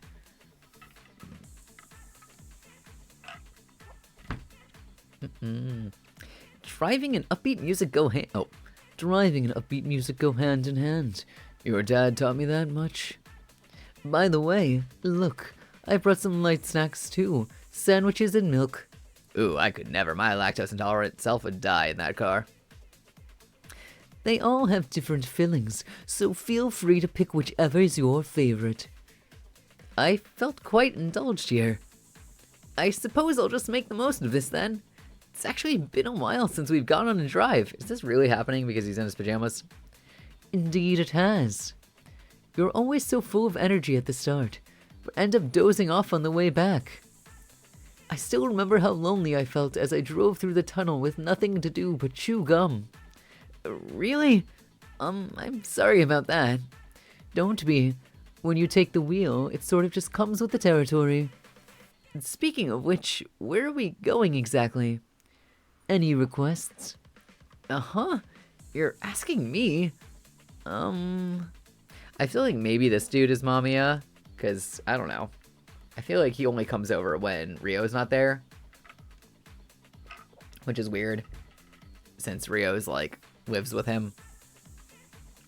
Well, it's winter, so it'd be nice to see some snow. I'd like to go up north. As you wish.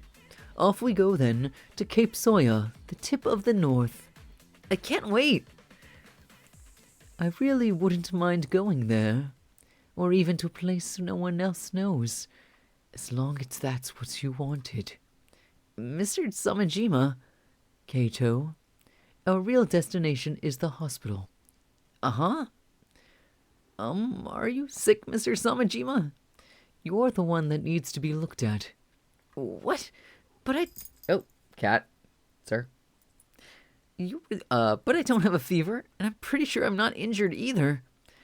I've heard you were out on the streets in the middle of the storm earlier. And that you weren't quite yourself. That moment my mind went blank. Mr. Samajima knew everything. He knew about Rio living at my house. And about the night in the storm. There's nothing to be scared of. They're just going to take a look at you. No, I don't want to go. Kato. I'm not going. Did you trick me so you could lock me in the car and make it impossible to run? You need to calm down. Stop the car right now. I'm afraid I can't do that. Why? I promised to look after you. I need to make sure you're okay. So you're just doing this for my dad, not me? That's not the truth. I'm getting out. With those words, I pushed the still speeding car's door wide open. Mr. Samajima's face tensed up like I'd never seen it before. Kato, close the door. Hurry, this is getting too dangerous. Then stop the car. You'll only get hurt. Then maybe you should stop the car. Unless you want my dad to hear about this. Oh, bringing Daddy into this? Wow.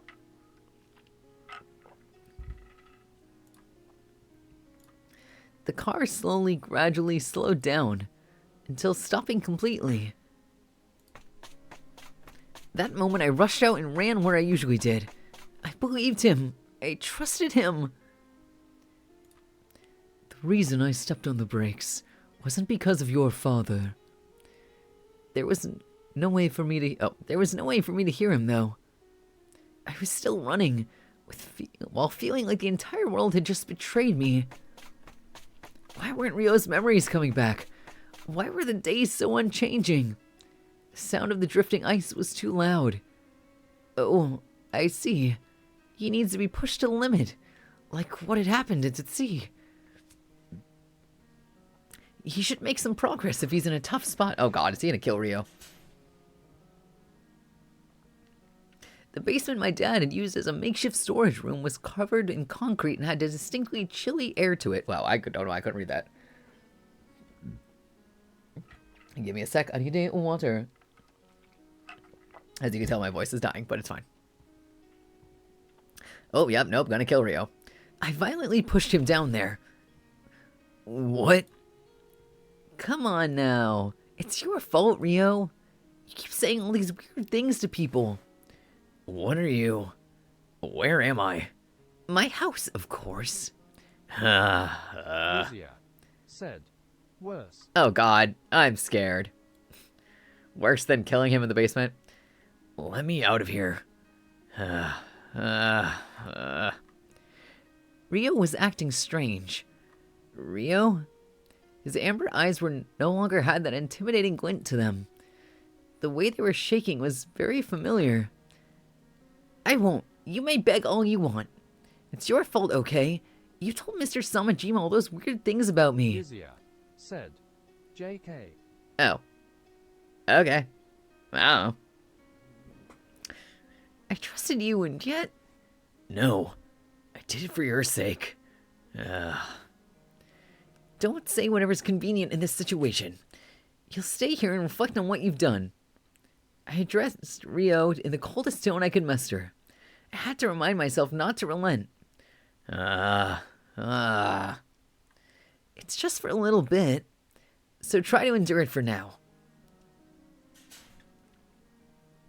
I walked to the door leading to the basement with an audible click. I hope he snaps out of it quickly. You're delusional, my boy. You okay, Suo? These classmates get different voices every time, and they're gonna deal with it. Huh? You're all fidgety. Did you forget something? No, it's not like that. Still, you do look a lot more lively than usual. Huh? Rio, I brought some food. Only a few hours had passed, but he deteriorated so much it surprised me. My heart ached seeing him like this. I brought you a rice ball, some miso soup, and an omelet. Do you think you can eat it? What's with you? Are you sorry for what you've done? Can you finally go back to being your usual self? How am I supposed to do that when I never have even changed to begin with? Just let me out of here already. Why are you like this? When one night you opened that door in your sleep, I gotta keep you safe. From what? From yourself. I felt my brain start to cool off. Are you telling me to just not sleep at night? Is that it? You're all really not making any sense, Rio.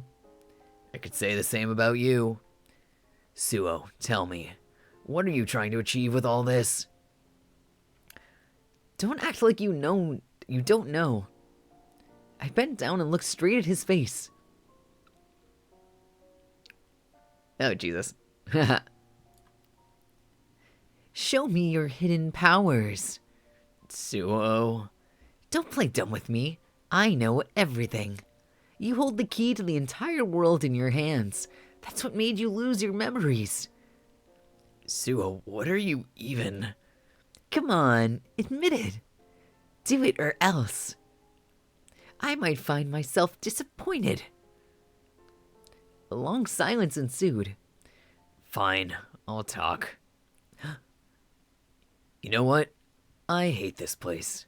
It's dark, cramped, and there's cold concrete everywhere.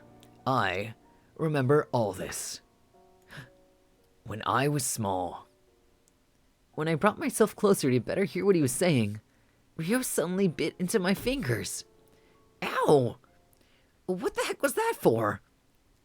I knew it. You're still not the Rio I know. Some strange force must be controlling you. That has to be it. Get a grip. He shouted in a way I'd never heard before. It seemed to shake the very room. As I backed away in fear, he silently asked me, Hey, Suo. When are your parents coming back? Are his parents dead? I swear to fucking God. I bet they're dead in this basement. Uh-huh. They were on a 2-week trip abroad and... So they'll be back soon, huh? You'll soon be safe and all be done. I felt like I had to say something back. I'll say that one. What do you mean by being done? When your parents come back, the suspicious weirdo you're looking at won't have to protect you anymore. And when you're done with me, I'll be freed from your games. Games? What do you mean? I'm being serious here. He glared at me with eyes the color of evening, forcing me to take a step back. You're still a child, and though I hate to admit it, so am I. I don't have the power to protect you or the memories to help you. That's not true. You're perfect. There's gotta be a huge secret buried within your lost memory. Hey! What the hell are you even expecting from me? And I don't mean the nonsense from before. What are you actually after? I want... I'll say the unusual. What I want from you is the unusual. His expression twisted, as if he had just tasted something intensely bitter. I found you as an injured amnesiac. If I unravel the mysteries behind you, I believe I'll find an adventure like I've never had. You won't find it. I'm nothing but... How do you know that? You're amnesiac. You can't be sure, either. Suo, even my life could have something unusual in it. Something right out of a story. I watched as he slowly opened his mouth. I really don't want to say this, but... What was he about to say? Would he hurt me even more? Do you realize that you're abnormal? I was like, you mean I'm special? Because he Delulu. His intense question made my cheeks turn stiff. You mean I'm special, right? I wasn't dense enough to be looked at with those eyes and try to play it off as nothing. He was still glaring at me without saying a word. Is it because I'm special that an amnesiac like you came to me? Is it because I'm special that I rushed out of the storm without realizing it? Is it because I'm special that I... Snap out of it already. I have no magic or any other weird powers. I'm just a guy with amnesia. We are no different, Suho. You're just like me. You're spoiled, somewhat childish 15-year-old with a gentle heart. A perfectly ordinary person. Enough. Stop it. Listen to me. This world has nothing that you want. Stop it. Stop it. Open your eyes. I don't wanna. Stop clinging to fantasy. I really don't wanna. That's her. You wouldn't get this. I crouched down and covered my eyes with my hands. So, I cannot keep them straight right now. I don't know why. Suo. His hand touched my shoulder. He was smaller than me, yet his hand felt strangely big. Look at reality. You need to do so you can protect yourself. Please, promise me you'll become normal. I couldn't answer. Giving an honest response would be like admitting surrender. Okay. For the longest time, I had been full of expectations. I believed that the world was filled with mystery and wonder. That one day, I too would be chosen. I'll become a normal person. I had hopes for this world and for myself. I looked away from his eyes. I remembered the bubble-filled scenery in which I hung Mamiya. As long as I had that, I felt like I wouldn't need anything else. I'll become a normal person. The kind that neither Mr. Samajima nor you would have to worry about. That was a lie. I didn't care about this boring reality, dominating by the body. I can't just give up on myself or this world. That'd be like accepting things as they are. It's admitting that I was tamed. Am I wrong somehow? Is it wrong for me to discuss all this with you? Maybe I shouldn't talk to you anymore. Answer me, Mamiya. Oh, cat. Sir? Sir. Okay. Just okay. He's like trying to sit on my lap, but won't do it. Just do it. If you're gonna do it.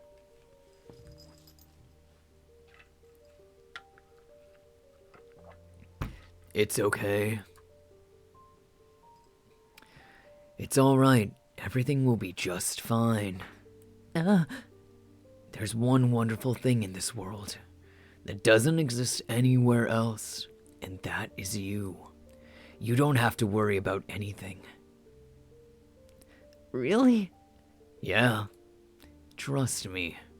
Mamiya, I love you. I know. This craving I feel. You understand it, don't you, Mamiya? I do. All too well. So well it hurts. That's why I sometimes fear you. Your unquenchable thirst for the kingdom of the unreal. Isn't that why I'm here? Why I was left to remain? I will fulfill my duty. even if it may cause grief to some. It will be forgotten in no time. Listen, Kato. Thanks for hugging me back there. I mean it. It made me really happy. The rippling surface of the water, the star-studded sky. I hoped we could exchange a gentle smile, the way we did when we met in the dream. That was all I really wanted. Tomorrow, the day after tomorrow, the day after that. As days came and went, things that truly mattered grew vaguer, hazier. Is he still in his basement? Even now, I still yearned for it. Gaining superpowers out of nowhere, getting entangled in a conflict of mind-numbing proportions, embarking on an epic quest to rescue a girl, saving the world from impending doom. I desperately wanted to become someone like that.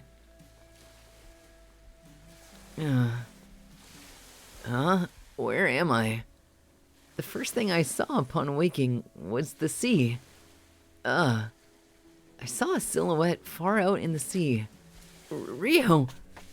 But before I could reach him, Rio fell to the ground with a grunt. There's so much blood. Red began to fill the purple sea. Oh no. Rio was going to die. Rio, don't do this to me. I've got to stop the bleeding. Come on, wake up. No. No. No. What should I do? Mamiya. Mamiya? I knew the truth that many people had lost. You're there, right? Mamiya, answer me. I wanted a dramatic conclusion. I was even ready to sacrifice myself. No.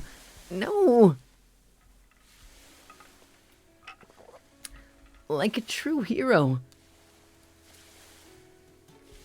Kato. You're amazing, Kato. Thanks, Mom and Dad. I wanted them to smile and tell me I was special. Rio, don't die. Suo. I remember now. Uh-huh. I remember everything. Oh, I see. Including where and when this is. And the reason why we crossed paths. He's different. He's not being targeted by a shadowy organization, nor does he hold the key that would unlock a path to another dimension. He has no hidden powers neither. You and I, we're... He's just an ordinary person, nothing more. I don't need to hear about those memories. They're worthless to me. Oh no! No! He was gonna drop some bombshell about the plot and you have to stab him? Oh my fucking god. Shut up. Sue. If they're not unique and interesting, I have no need for them. Rio collapsed and didn't get up. The vividness of his crimson blood was a sobering sight. Yeah. Rio, what? Why? But...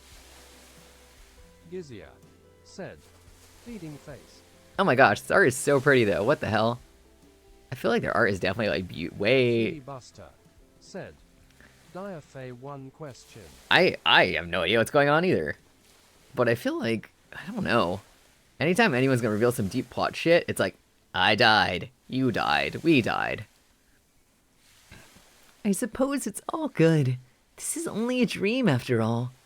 And they do say it's good luck to kill in a dream. The world would end soon. Said, this CG is so pretty indeed.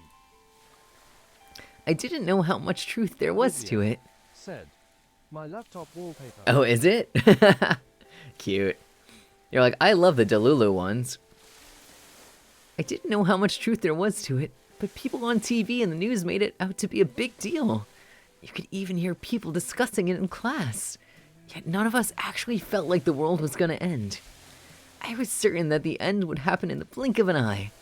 it would be simple and anticlimactic, like the burst of a soap bubble. I wouldn't forget it. I wouldn't lose any of you. So please, give something back to me. Oh. Turn me into something unlike anything else in this world. I need to wake up. And so, I drifted off to sleep. The night sea groaned softly.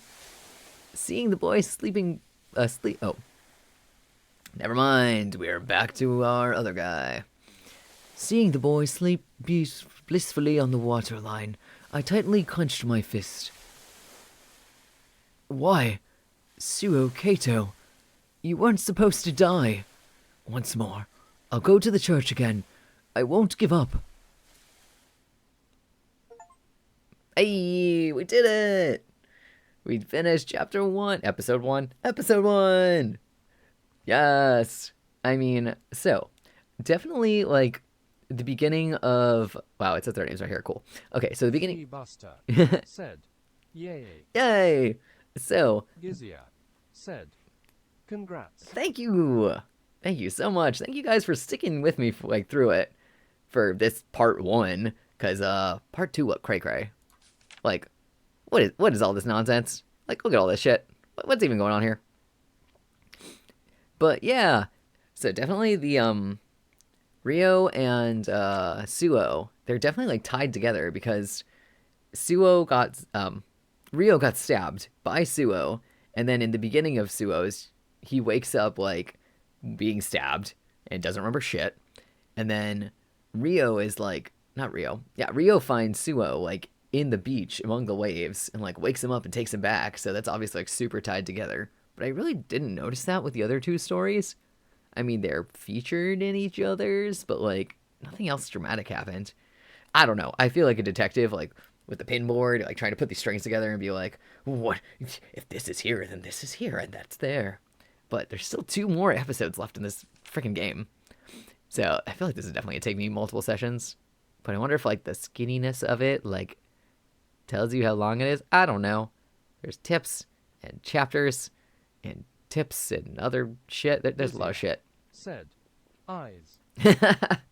I know. I feel like you're just like, I know all, but I can tell you nothing. But yeah, we're probably gonna end it there for now because it's kind of late on my end, and yeah, your boy works a sad 9 to 5.